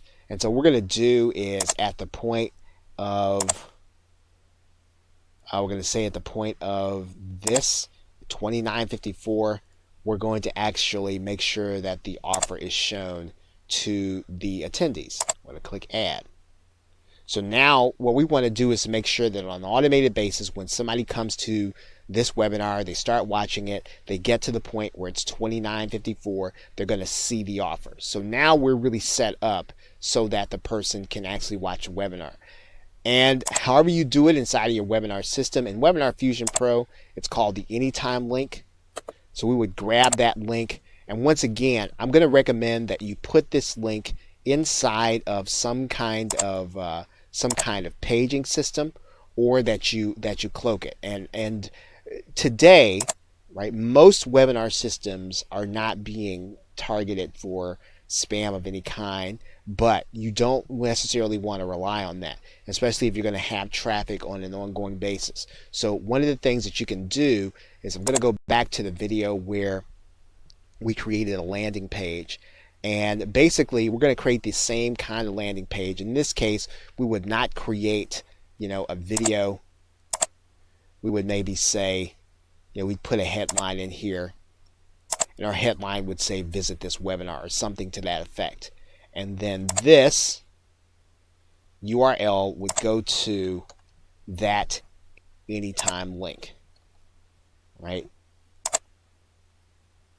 Now a person comes to the page, they see the headline, they're being asked to take a look at the video. Maybe we'll give them some incentive We'll give them a bonus if they check this out, or tell them what they're about to experience. I mean, we can probably get a different kind of template. We could probably get one that people recognize as a webinar template, right? We could do that, or some kind of special event page.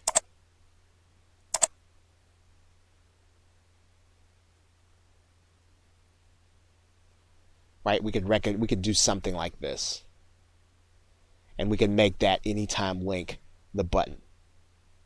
Okay, but now when they click that button, they're going to be taken to that webinar, and they're going to be able to watch that webinar, and then we know that at the 30-minute point, they're going to be shown an offer. And what we want to do with that, with the timing, is we want people to have seen the actual value, and want them to appreciate what it is that is being offered, and then to be able to click the link. Now, we don't necessarily want to show them the offer prior to the point in the video where they have seen the entire value, right? So in this particular case, in Webinar Fusion Pro, not entirely sure.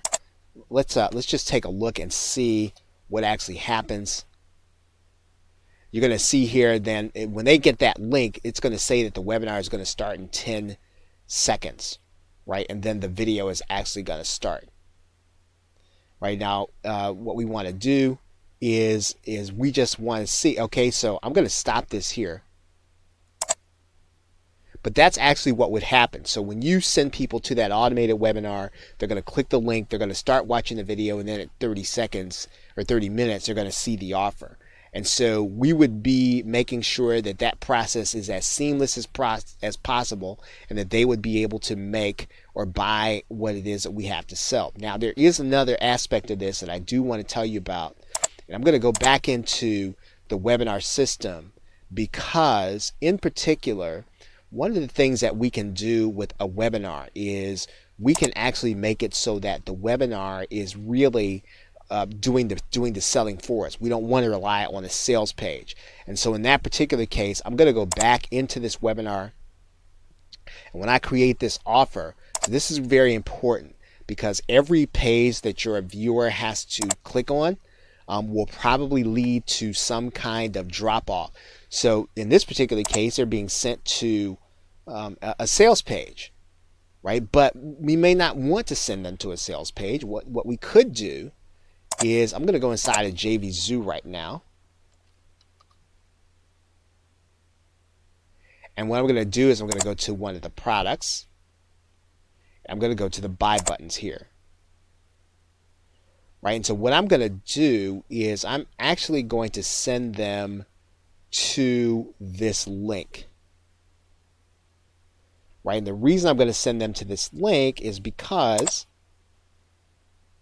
I will have already sold them. Right, I would have spent the webinar doing the selling process, and I may not want to send them to a sales page. In that particular case, all I want them to do is to go to the buy page, right? Let's click Save Changes. And that's where they would appear. They would appear at the actual buy page as opposed to a sales page. And again, you're really then depending on the selling process to happen inside of the webinar. So if you've got a good converting webinar, you've got a good sales process, or you're confident that you're going to be able to communicate all the features and benefits and then the value, then you want to send them directly to go buy at that point in the webinar when they're ready to make the purchase. Okay, so that's it for part 6.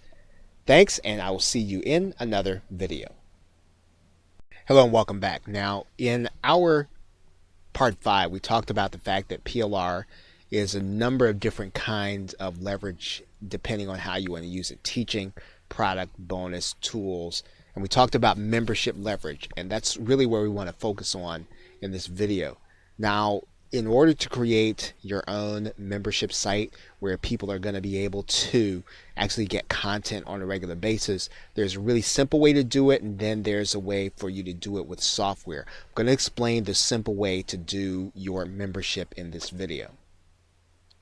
Now, for purposes of this tutorial, we're going to use WordPress. And the reason we're going to use WordPress, it's fairly easy to get a site put up and then fairly easy to customize. So if you're going to start from scratch, even if you don't know a lot about WordPress, starting with WordPress is going to be a great way to be able to create even this membership that we're talking about here.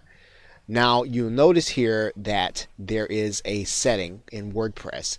If we go down the dashboard in the settings area and we go to the reading area, and there's a button here that says discourage search engines from indexing this site. What that means is that the pages, when you create them, will not show up in search engines, so people won't be able to find them from outside. And so what you want to do here is you want to then start creating this membership site in a way so that people cannot just search for the content and then find it. That's really going to be the starting point in creating this membership. Now, the other thing we're going to do is we're going to create new posts. And we create a new post, and we're going to create one post for every month. So we might say this is August of 2016, and this is going to be the content.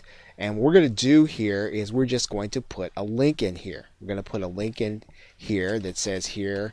Now this is really simple, but you're going to be delivering the content based on what you promise. Here is your August content.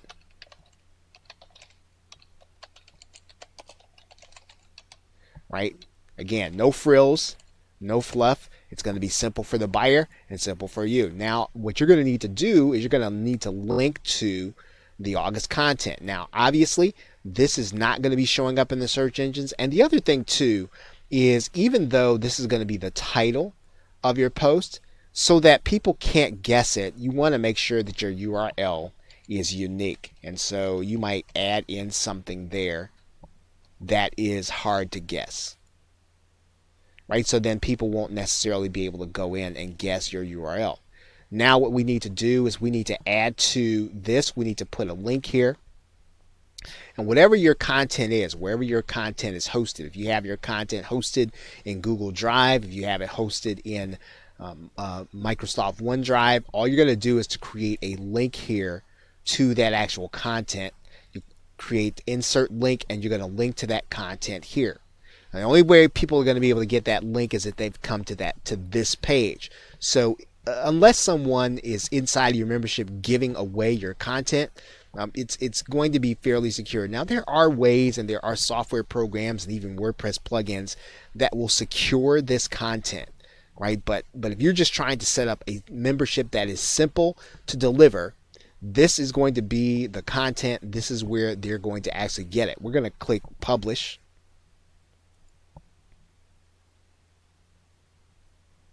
And so now this content, actually we didn't create a link. I'm just going to put in here google.com just so we'll have a live link.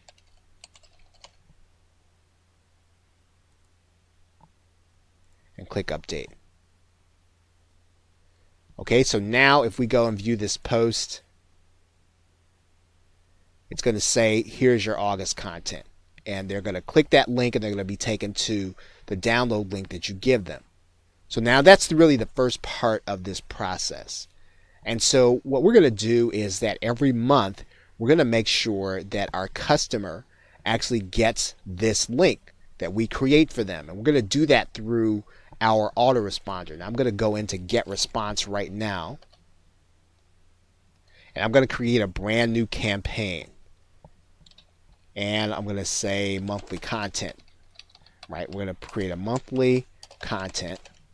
We're going to create the campaign. Actually, they want it differently. We're going to call that maybe something unique. Okay, so now what we need to do is we need to create autoresponders. So we don't want to send broadcast emails. We want to send autoresponders.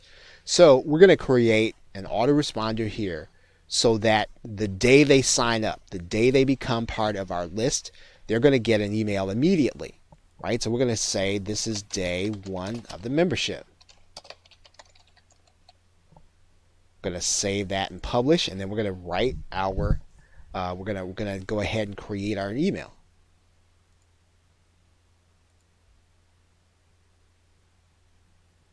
I'm going to call this day 1 of the membership. Okay, this is going to appear in our list of messages. That's the way GetResponse does it. This is what the customer is going to see, day 1 of the membership. We're going to click Save. Then we're going to go to the next step.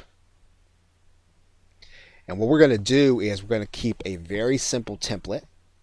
Right, I'm going to go start from scratch. If I want to use one of those templates there, I can. If I want it to look good, but again, what we're trying to do here is we're just trying to make sure the customer gets their content.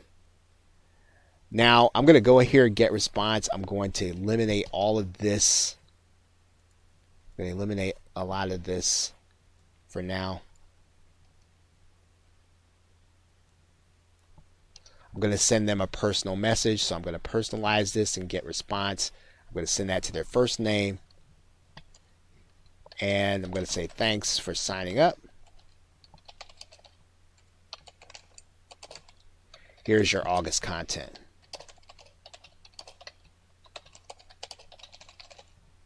So what I'm going to do then is I'm going to actually go and get that link. Now remember, the only way they're going to be able to get this link is if they get inside of your membership.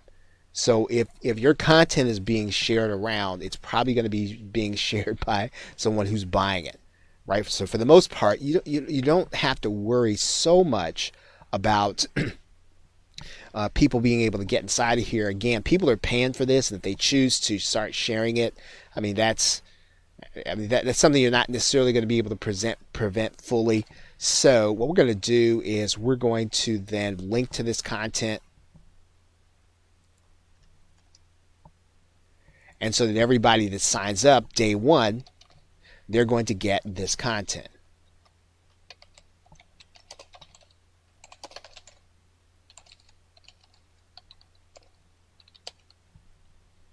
Right, so now we have our message. Now, for the sake of your autoresponder, you do want to make sure that your plain text email is going to read the same. Right? Let's see. I don't like that I don't really like that so much. I'm just going to copy this then.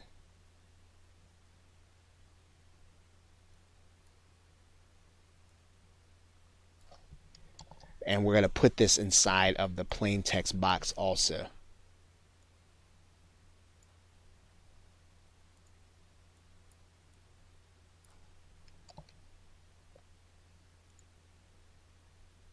Right, so there's our plain text. In case your user has plain text email, I'm going to get rid of this image box. We don't really want that. And so they're going to get this. Everybody that signs up, that ends up buying the product, they're going to get that on month 1. We're just going to go to step 1, next step. And once we click next step, we actually have what we need in order to have this message sent to people when they sign up. We're just going to make sure it publishes. And then we'll have our first membership content delivered. Now what we need to do for every month is we need to create a new message, and we need to create a new post. So create a new post, new message, and what happens is when people join, they'll actually get the content on the day that they actually sign up, as opposed to getting it right away. Now they will not see the content. You have to make sure that they cannot guess the URL, but it's a very simple way of being able to deliver the content to people on a routine basis. Okay, so with that, thanks, and I will see you in another video. Welcome back to this last hands-on video. And in the last section, we talked about the fact that we want to make sure that when we're purchasing, we want to make sure that we're purchasing, not substituting for the things that we really need to do in order to build our business. And one of the things that we talked about here is we talked about the book Deep Work. And we talked about that with respect to the concept of scheduling interaction and making sure that it's focused. Now, this book is by a gentleman named Cal Newport, and it's actually written on Kindle. It's also available on Audible, and it's also available in most public libraries for free.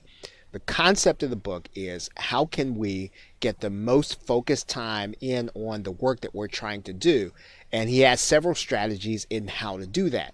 And so we talked about this with respect to interacting in groups and interacting in products rather than actually doing the work that's really going to generate content and generate cash for us. And so you want to keep in line, are you really getting the work done? And this book will help you to think through that process and whether or not the interaction that you're getting is the kind that will generate profit. And again, if you're going to buy in order to generate the kind of profit that you really want, you might want to consider some level of coaching, or if the information product actually does it for you, then get the information product. But again, the thinking that you want to do can be developed in this concept in this particular book. We also talked about the book Peak by Anders Ericsson, where he discussed this idea of deliberate practice. And we talked about it with respect to making sure that when you purchase software, that it's really giving you the kind of automation that you want, and that it's really building your business, doing things for you that you cannot do or that you could do, but that the software helps you to do it faster. However, not looking at it in a way to avoid understanding your market, to avoid understanding how to reach your customer, or to avoid understanding your customer in the first place. And so the book, like the others that we have talked about, is available on Amazon, in Kindle, in Audible, and it's typically available in most public libraries for free.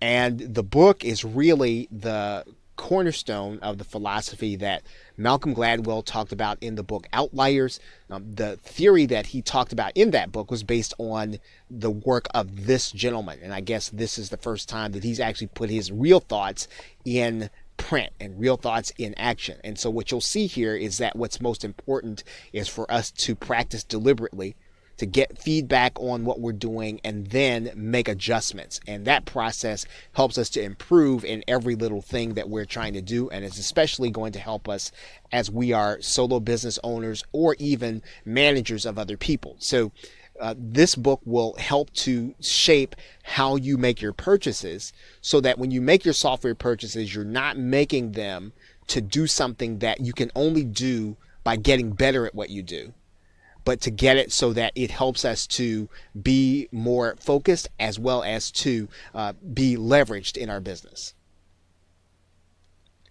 We talked about the book, The Blue Ocean Strategy, and the Blue Ocean Strategy is really about going to some place where there is not a product currently, but that there's a market need. And so we want to make sure that when we use PLR, that we change it into something that the market needs. And that's what we talked about in the Avoid Substitutes section. And that we want to make sure that we are still in the marketplace understanding it, still doing the actual work. This book is also available in all the forms, typically at most public libraries. It's a little older. It's been updated a number of times, but the concept is still the same, that we as business owners and entrepreneurs, we want to swim where there is not red ocean. And the idea about red ocean is that if sharks are there, they're feeding on people, and of course there's blood in the water, and that's where all the sharks go. But we want to go where there's blue ocean, where there are not a lot of sharks there, but that the market is there waiting for a solution for a problem that it has. So if we understand, the more we understand the market, the more we're going to be able to take our PLR to meet that demand, even if we have to go back and change some of it in order to give the market what it wants. We also talked about the book Smarter, Faster, Better, and making sure that we are not buying information instead of making a decision. And so we have to have in mind what it is that we're trying to accomplish, and to think about this in terms of every 7 days. Every 7 days, we should have an idea of what we're trying to accomplish, not only for that week, but what we're trying to accomplish in our business, and that would not be vague. That should not be that we're just trying to make more money or we're trying to make another $2,000. We should have a pretty square goal in mind in how we're doing that. And we need to have an idea of what should be happening every day and some kind of minimum viable activity. So what is it that we can do or we cannot leave the day without doing in order to accomplish that goal? And that's where we kind of brought in the concepts in the book Smarter, Faster, Better. In the book, there's a concept called locus of control, and that we want to remain in control of the process of driving our business. And so what we don't want to do is we don't want to be out of control so that if a launch happens that we're going to jump on it because we don't want to miss it. We want to make sure that the business drives what it is that we need. And so we always want to be inside of that space of what do I need to do in 7 days?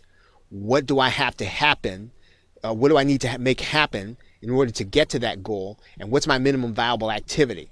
And sometimes there's going to be a launch that'll fit into that. And other times we'll have to buy things that are outside of that launch. But if we're moving in a particular direction, we'll be able to avoid the substitute of buying when we really should be making a decision about how we're going to build and grow our business.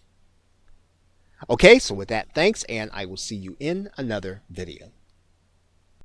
Hello and welcome to this video course where we will be discussing the multiple ways that you can profit from the information products that you purchase. Now, these methods that we'll be talking about in this course, you'll be able to implement them regardless of the reason that you bought the product.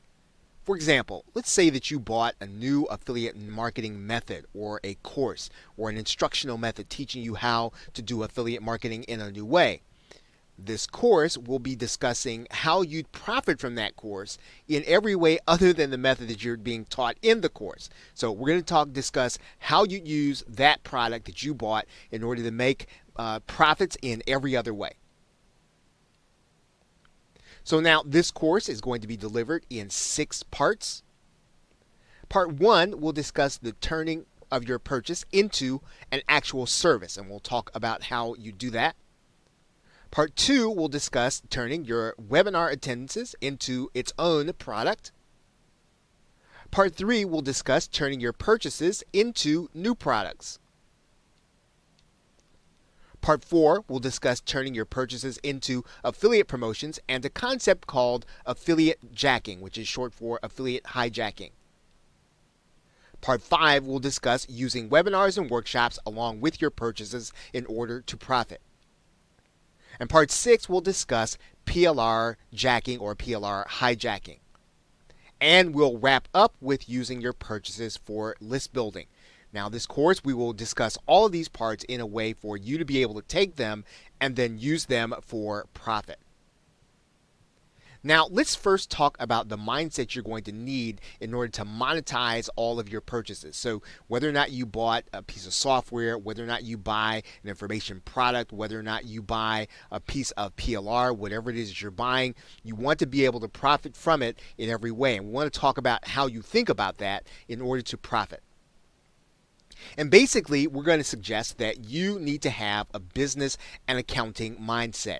And if you've ever did anything with respect to accounting, whether or not it was in school or in business, there are some basic building blocks when it comes to accounting.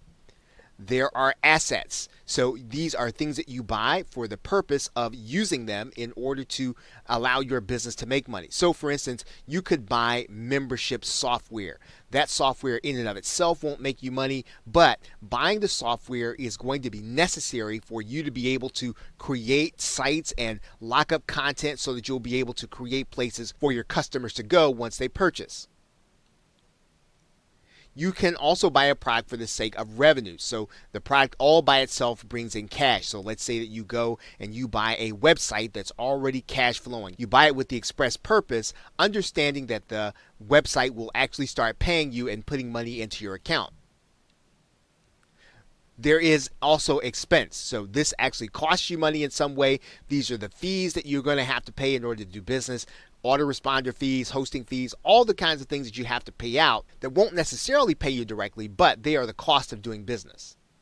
Finally, there is inventory, which you can take and sell for cash, and that would be your PLR and your resale rights products. You're going to be able to take them and resell them at a retail level.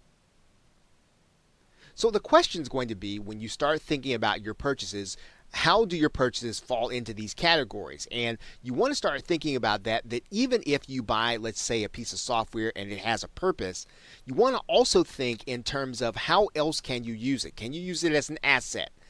Can you use it as revenue? to bring you revenue? Can you use it in order to resell it? And if you think in that way, you are going to then be able to find new ways to monetize your purchases. Now, one of the keys to being able to buy for profit any product, regardless of what its purpose is to understand the basic foundation of internet marketing. Now, let's discuss what we mean by that. Basically, the mindset to have is to understand that information marketing, or internet marketing as we know it, or online marketing with the express purpose of creating information for sale is a trade. It doesn't necessarily take a college degree. It doesn't necessarily take a profession. It takes an understanding of how the mechanisms work. And so for you to understand how the mechanisms work, just as you would if you had to be a plumber, just as you would if you had to be a carpenter, you need certain tools to do internet marketing. You need things like autoresponders. You need things like sales pages and landing pages. Understanding the tools that you need to buy is important for you to be able to do the trade. And understanding that when you start thinking about what you're buying, one of the things that you're going to need to do is to make sure that you have the tools of the trade first before you start buying for some of these other reasons. You are going to need to have certain training, or you're going to need to be able to access certain people with that training. You are going to need to understand copywriting. You are going to need to be able to understand outsourcing. You're going to need to understand graphics and how they fit into the sales process. You are going to need to understand content and how it draws people in, research and how it goes into your product development, social, search. These are ways of bringing people to your actual website or to your web presence, video and how it comes across. So basically, you want to understand that these are going to be things that you need to understand, even if you choose not to be the person to do it. If you're going to have someone else do it, you want to have an understanding of how it works. If you have to outsource copywriting, you want to understand what good copy is. If you want to outsource your graphics when you get the actual package back, you want to understand what good graphics look like. If you are going to have your copy outsourced or your content outsourced, you want to understand what good content is and whether or not it's effective in what it does. So whether or not you have someone else do these things or not, you still want to have enough training in your brain to be able to make sure that you understand what's happening. And of course, any trade can become a business. For example, you can be a plumber and learn the trade, but you can then start your own plumbing business, and internet marketing is no different. And if you think about it in this way, these are certain things that you're going to have to understand even as you start to create an internet marketing business. When you start teaching others, this is when it becomes a profession. So in other words, when you start to generate income that is recurring, when you can start to dictate what your methods are, when you can generate profits at will, it will become a profession. You can then start teaching people what you have learned. So understanding these points, understanding that internet marketing as a trade is important as you start to buy, making sure that you have the tools of the trade before you attempt to then start taking some of the purchases that you have to turn them into other profits. So make sure that you understand some of these basics, and if you don't understand them, make sure that you have a plan to start understanding them so that you will then begin to see the relationships between what you've purchased and being able to find buyers or people that need what you can bring to the marketplace. Okay, so with that, thanks, and I will see you in another video. Hello and welcome. Now in this video, we're going to be discussing part 1, which is turning your purchases into services. Now, when you turn your purchases into services, you might want to think about, well, why would we want to do that? Why would we want to take products we've already purchased and turn them into a service? Why would we want to use them in a different way than they were intended? Well, one of the things that a service does is it primes the internet marketing pump. It warms up your PayPal account. What do we mean by that? We mean that it actually gets things going. It gets activity happening in your business. And if you don't have any activity in your business, starting a service can be one of the easiest ways for you to be able to get contact with customers, to get into the internet marketing circle, to start actually doing business with people that eventually maybe you even want to joint venture with. one of the things that starting a service does is it allows you to see a revenue generating operation from the inside. Typically, if you're going to start a service for a particular product, you are going to have to work with that vendor, and you're going to actually see how they were able to generate sales, how they were able to do a launch, how they were able to put together what it is that they want to do. It also will allow you to see how they put together their sales page. So it forces you, and it will allow you to do a deep dive into another business so that you can create a service based on that business or that product. It also, and we mentioned this just a minute ago, puts you in touch with present and future partners that will know you. So you'll have to do business with the vendors that obviously have the product, and especially if you want them to endorse you, you are going to start to make contact with people that you are going to want to do business with in the future, people that you are going to promote as an affiliate, or people that you want to promote you when you actually release your own product. Doing a service gets you known in the marketplace. So you will then begin to start developing a brand or something that you are known for, something that you have a specialty in, something that you understand. You will then start to become someone who can actually do a particular thing or a particular set of things. It actually puts you in a position to connect people together. So when you're doing a service, you are going to come in contact with many vendors, you're going to come in contact with many affiliates, and you're going to have access to people in different sides of different parts of the internet marketing world, and you're going to be able to bring those people together when you know about something. So you may know that someone's looking for a designer, or you may know that someone's looking for a partner for a particular kind of product, and because you have these different aspects of what you do in a service, you are going to be able to connect those people together.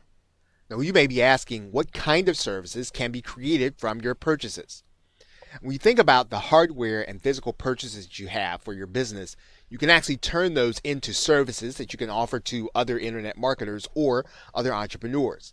For example, if you have recording equipment, you can turn that into any number of things, but one particular thing that would be of interest to internet marketers is you can turn that into interview services. You can actually interview their customers. You can interview that entrepreneur so that they can have a profile of themselves. So there are lots of things that you can do if you have recording equipment to offer a service to other entrepreneurs. If you have green screen equipment, you can turn that equipment into a video service that you can offer in your local area, or you can also do videos for other marketers. Now, you'll probably find that some people are offering those services on Fiverr. However, you want to offer a premium service to other internet marketers. When you understand what it is that they are trying to do in their business, you can offer that to them. You have screen share software. You can turn that into creative services. You can do videos for other people who want to create courses. You can do tutorials. You can do customer service videos for people who have websites but they want to train their customers. Lots of opportunities for people who have screen share software that they can use in order to create videos and edit them. If you have audio related purchases, you can turn them into voiceover services, which you can again offer to other internet marketers. You can offer to other entrepreneurs. These are fantastic ways for you to be able to monetize your existing purchases and really get them into generating income for you. If you have software and other internet services, there are a range of things that you can do in order to offer different kinds of services. For example, if you have a webinar system, you can turn that into a webinar service. You can actually do webinars for other people. You can actually host summits for other people. There are lots of things that you can do for people who would rather not do webinars, who don't have the time, or who would rather not operate the webinar but have someone working on it with them. You can start setup services. So if you think about people who use WordPress, you can actually set up their WordPress and get them started. People who have different kinds of themes or things like that, you can actually do those things as a setup service. You can actually offer that setup service to the back end of a PLR course. So someone has a PLR product, but they don't want the hassle of having to put it up online. You can actually go to a vendor and allow them to offer your service to their customers to put their websites up. And again, this is going to be the kind of relationship you want to develop with other marketers, because this is going to bring you customers, and it is actually going to allow you to be in a central position to connect other people. you can put a setup service at the back end of a new method. So if you have a product or service, you can actually offer this setup service as a premium to what it is that you are actually selling in the marketplace. One of the things, if you know how to rewrite or you know how to write sales copy, you can always rewrite other people's PLR or sales copy. One thing that internet marketers hate to do is to actually set up a brand new membership site. If you understand a particular kind of membership site or a particular kind of software, you can actually be one of the people who set up this site. And again, you can be known to the vendor who actually sells that membership site, or you can actually just be known around the industry as the person who understands how to set up certain kind of membership sites, and you can do a premium service. Lots of ways for you to be able to use your ability and your knowledge of a particular software system. Lots of people do not necessarily want to set up their own retargeting. If you know how to set up retargeting, you can actually do that for other people. Lots of people do not necessarily want to set up their own paid advertising on YouTube or Google. If you know how to do those things, these are things that you can actually offer to other marketers as a service. For your software purchases, you can actually offer training. So there's a particular kind of software package that people are buying, but yet it's a little technical. You can actually sell or offer training. Or you can offer setup services for some of those software purchases. So as you can see, there are lots of different ways for you to be able to take your existing products, turn them into services depending on where the market is and what people really desire. If you think about what kind of things people really don't want to do for themselves when it comes to using some of the equipment and the software purchases that you already have, you can easily turn those into services to be offered in the marketplace. And if you're willing to go even further and contact the vendor, that vendor can actually make you known to their customers. Okay, so with that, thanks, and I will see you in another video. Welcome back. So the question is going to be, how do you start a service from your existing purchase? How do you find these people who really need what it is that you have in terms of a specialty?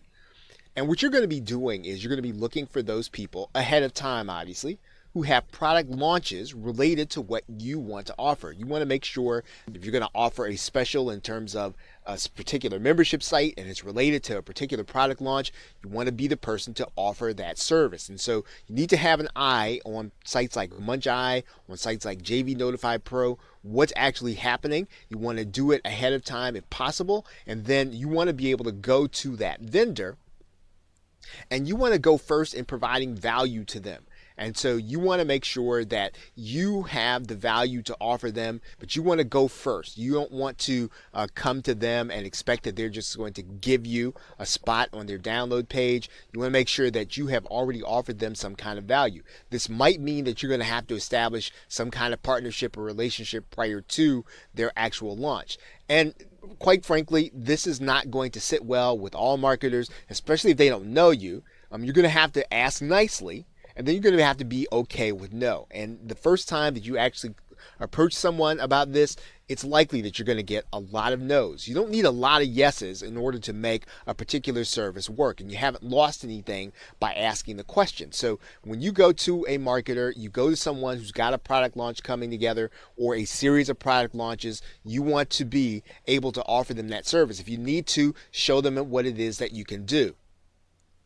And then you keep asking until you get a yes. That means if you have to ask the vendor for on their next product launch, you go back and you ask them again. Or if you need to continue to ask other vendors, other people who have product launches, you keep asking until you get a yes. Now again, what you're doing is you're just setting up a service. You're setting up a system where you are asking people who already have products that are coming out that you can either be on their download page or that you can be someplace in their members area so that they know that you can offer the service. And it's actually a benefit to the vendor when they have a particular part of their product or what they're teaching and they need someone that can set other people up. It's actually a benefit to them because it helps their customers.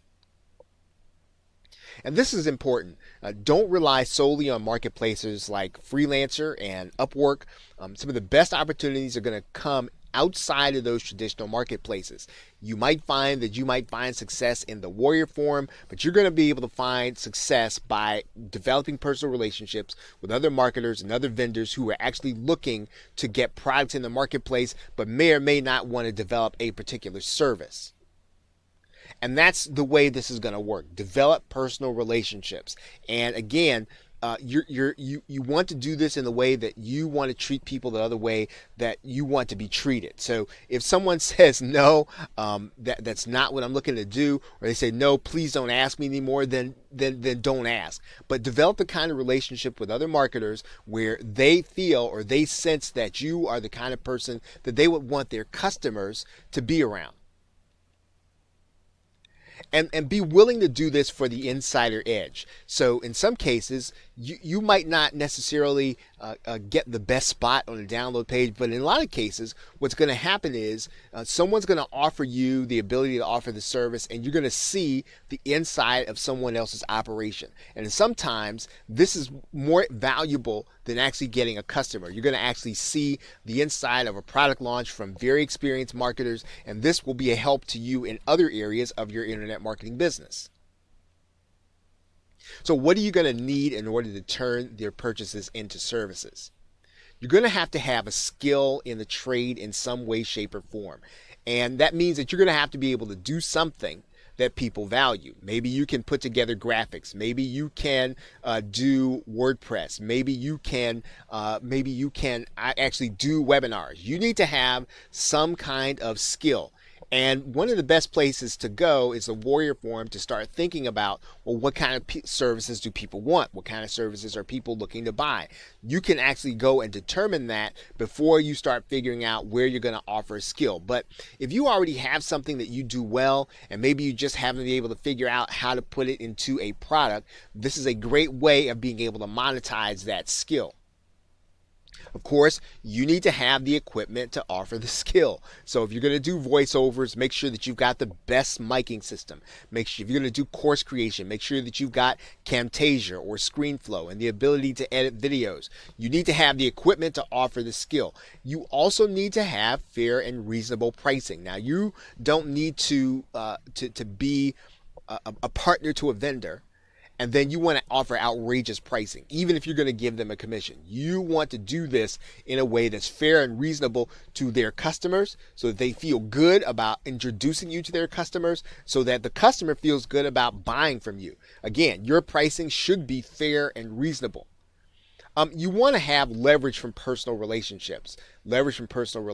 So when you actually go into this, again, this just goes back to talking to people about what it is that you do so that they know that they can offer your service to them. And again, this is going to come back to how you're getting along with other marketers and other vendors. And of course, you need to get something to offer to get more leverage. So if you're going to offer the marketer is going to get a spot on your you're going to get a spot on the marketer's download page. What's going to happen is you want to give that marketer something in return. You want to be able to offer that marketer something.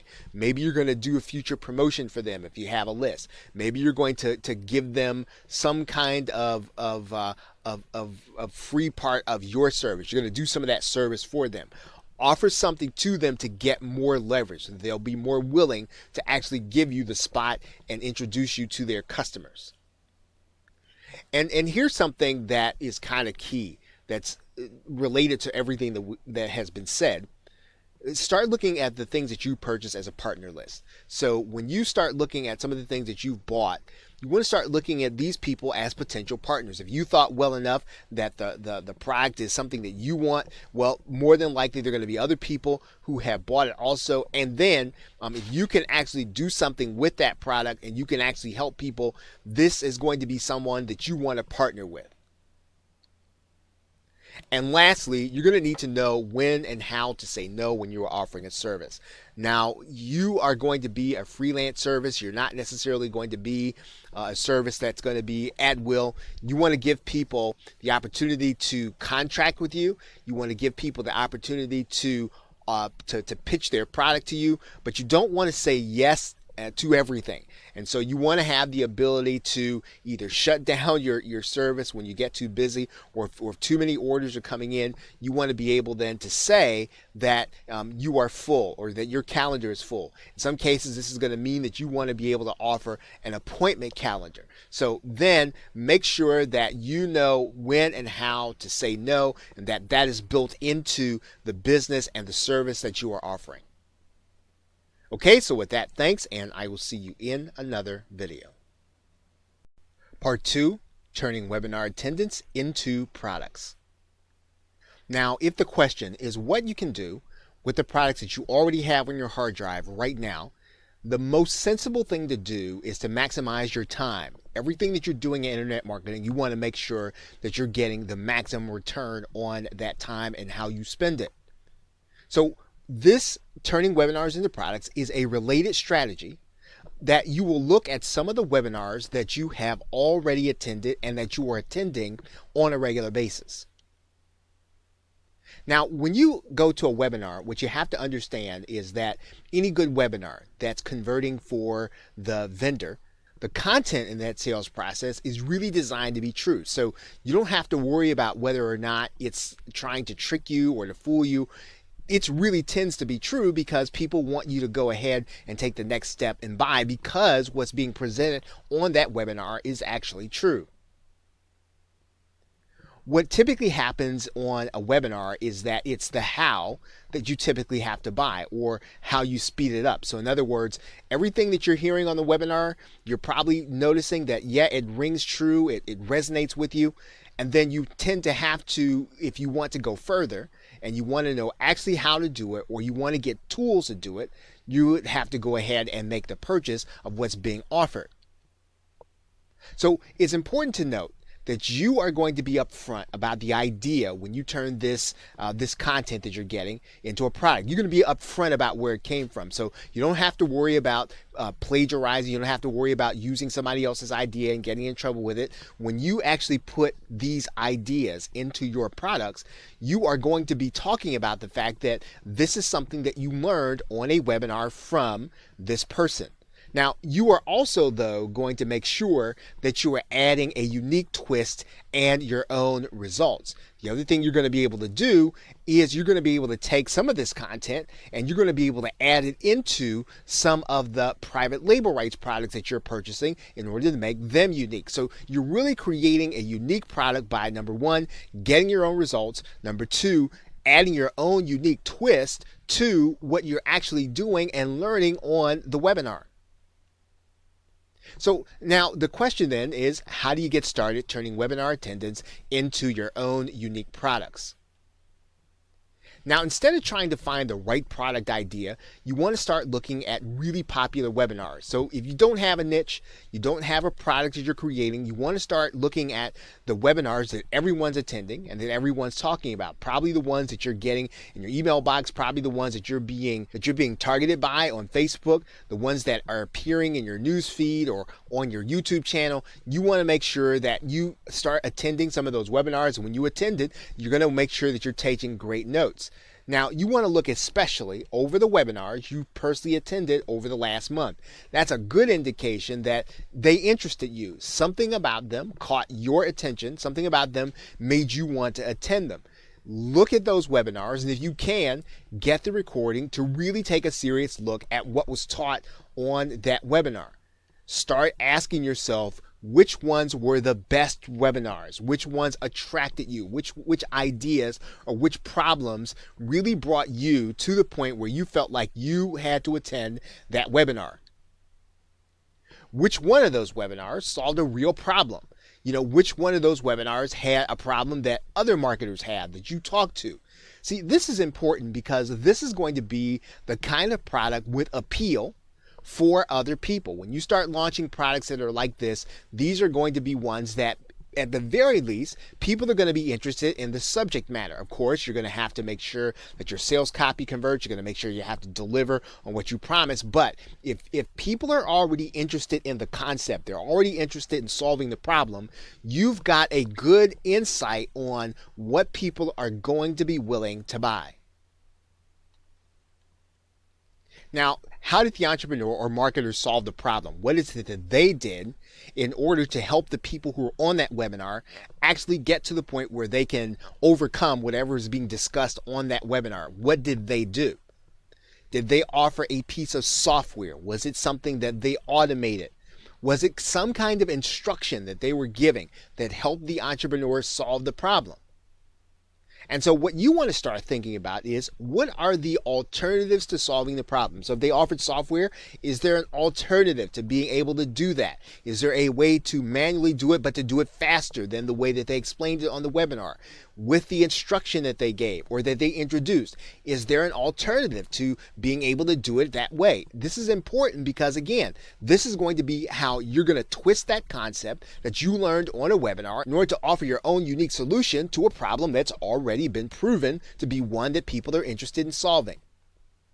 Now, what are the downsides to solving the problem their way? In other words, they're going to have a certain way that they're going to be able to do it, but what is the downside? What could possibly go wrong if they solve the problem their way? Because that's going to be an opening for you to solve the problem your way. And of course, lastly, when you start thinking about how you're going to bring something unique to the marketplace, who else knows how to solve the problem? Because if you can bring experts to solve that problem in another way, if you can bring a group of them and you can bring them together to focus on that problem, it may not necessarily be the whole of your solution, but it is a way or a start for you, again, to be able to offer something unique that the marketplace does not have about something that they are interested in.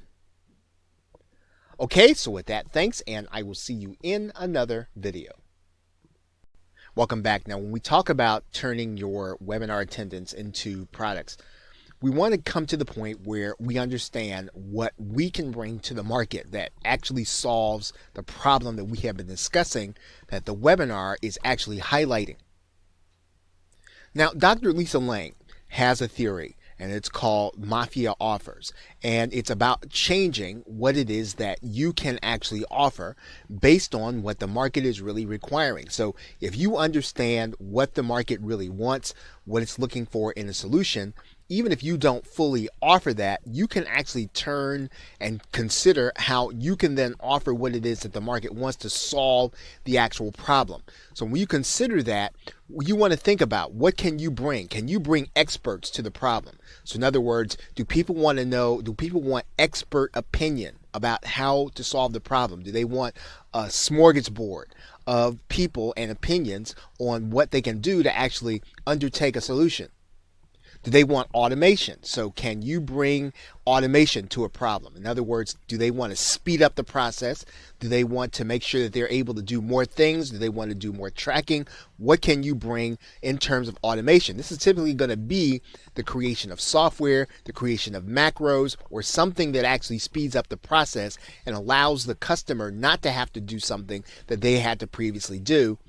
Is there a workaround? So maybe there's already software in the market, and what you're going to be offering is a workaround. Maybe there's another way to think about solving the problem. So think about how you can come and approach the actual solution. Do they want content? In other words, do they want to be able to teach other people or sell to other people? Can you bring content to a situation? We're probably talking about private label rights and PLR and resale rights and master resale rights. Can you bring tools to solve a problem? So can you actually give them solutions in terms of putting things in their hands that are going to be helping them to actually solve the problem? Now, this probably falls into the area of software, but in some cases, you can actually give them tools that'll operate on the website. Sometimes it can be cloud-based. You want to start thinking about, again, how you can give them tools. And maybe these tools actually operate with the software. So again, think about how you fit in to the solution to the problem. Can you bring them instruction? So is there a part of the instruction that is vague, that they are not necessarily getting the full picture that will help them to be successful? Maybe they don't understand why they're doing something. So think about, again, how you can add to the conversation that is actually already happening. Can you add a service? Right? This kind of goes back to the previous module where we talked about being able to add a service. Sometimes what you can do is you can add a service to an actual problem in order to make sure that it gets solved and that you can implement your own solution. Is there a different formula? Is there a different formula that's going to be cheaper for the buyer? Is there a different formula that's going to be easier for the buyer? Is there a different formula that's going to be more effective? So again, you don't necessarily have to mention the other solution, but can you bring something to the market that works totally better because it's based on a totally different approach to solving the actual problem? Now, let's talk about where we're going to announce our launch. So we want to think about talking to the webinar host. So maybe there's a way that the webinar host can actually offer this as an additional solution. Now, in most cases, this is probably not going to necessarily happen, but this can be a fantastic way of being able to be in front of people on a relevant basis. And again, you want to have that conversation anyway. You want to understand what their business model is and how they intend to approach the solution. Sometimes the vendor, if you've got something that's an add-on to what they're doing, this fits into even what we talked about previously in terms of offering a service. You can actually add on and actually enhance the experience of their customers.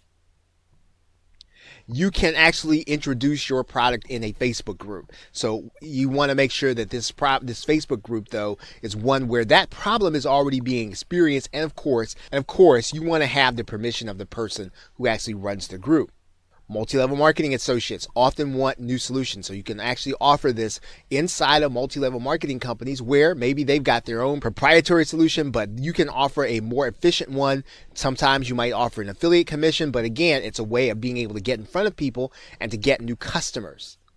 Of course, you can be inside of LinkedIn groups and any social media groups. You can do it especially inside local meetups where this doesn't necessarily take place, as well as local networking groups. So there are a number of places where you are going to be able to take what you're doing and bring your product to a new audience, to bring your solution to a new audience and offer it in a different way. So think about, once again, how you can bring something different to the market that the market really wants. You want to think about making a mafia offer, which is the offer that cannot be refused, even if you have to change what it is you're doing to be able to offer it. That's really the key to being able to make a mafia offer. Okay, so with that, thanks, and I will see you in another video. Part 3, the 7P method for creating products. Now we're going to be applying the 7P method to your existing purchases. So we're talking about the same subject, which is how to monetize all of your existing internet marketing purchases that you have on your hard drive. Now the method is a variation of one that was discussed at a recent JVZoo conference. And one of the presenters there actually came up with a way that you can actually create a product and get in front of people, as well as to get attraction from affiliates. And so what this is going to require, and we're going to be talking about the 7 Ps, and I'm going to introduce them to you now, is practice, personalize, profit, proof, plug, product and persuade, and promotion. And we're going to get into individually what these things mean. We're going to do this in 2 parts, and we're going to talk about the first 4 right now. Now let's talk about what it means to practice. You should really be able to use what it is that you have. So one of the ways that we're going to turn one of these products that we have is to be able to actually use it, to become an expert, to become good at using it for the purpose that it was actually intended for. And of course, as always, your goal is going to be to get a result.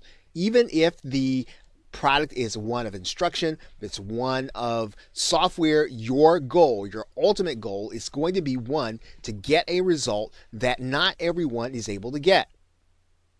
Maybe your goal is going to be to get a number of new leads. This is going to be something that's going to be attractive to other internet marketers. Maybe it's going to be more sales, or maybe you're already getting sales. Maybe you're going to be able to do it in less time. You're going to be more productive in what it is you do. And of course, as is the case, you don't have to worry if the method doesn't work exactly the way it was proposed in the original product. What you want to do is go through your process and work through the problems, because working through problems is actually going to be a good thing, because this is what's going to make it your method and it's going to make it a unique product.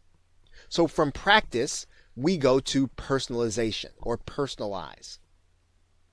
So what we're going to do now that we have a method, we have it working, we're able to get a result. We want to then start making tweaks based on our own intuition. We want to start thinking about ways that we might do the process differently.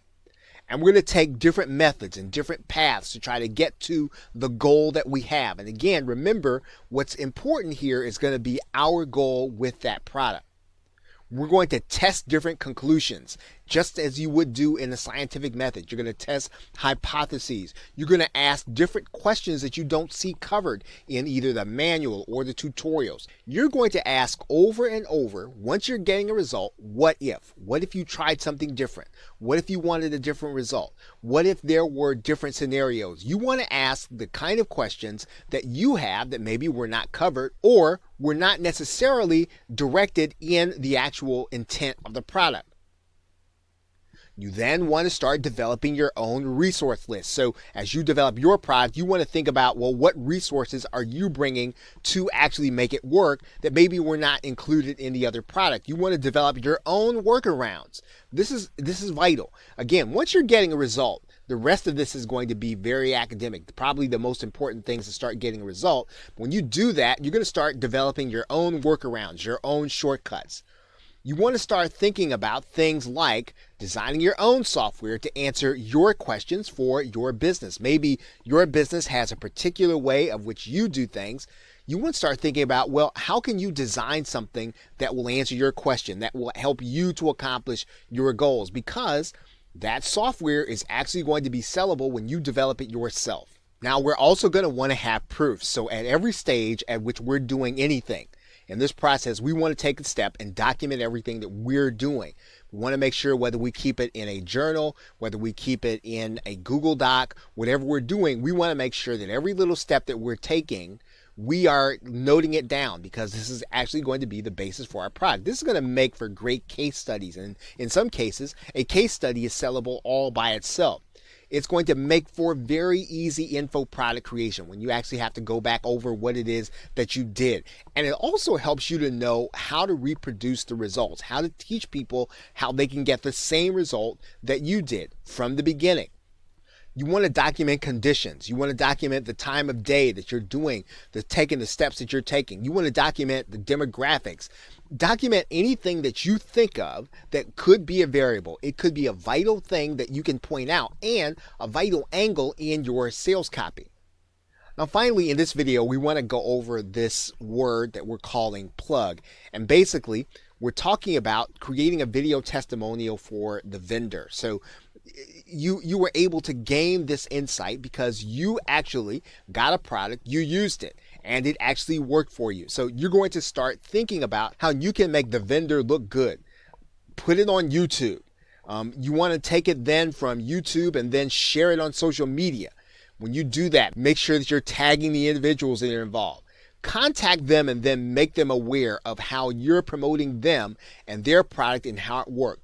Transcribe the testimonial and then make it available, whether or not it's online. So make sure that everything that this person did, that you put it out there, that you make sure it's available in all forms, that everybody can read it, and especially the vendor. And this is going to actually help you to be able to bridge the gap between an introduction and actually having someone who would be willing and open to you and promoting your product when it is ready.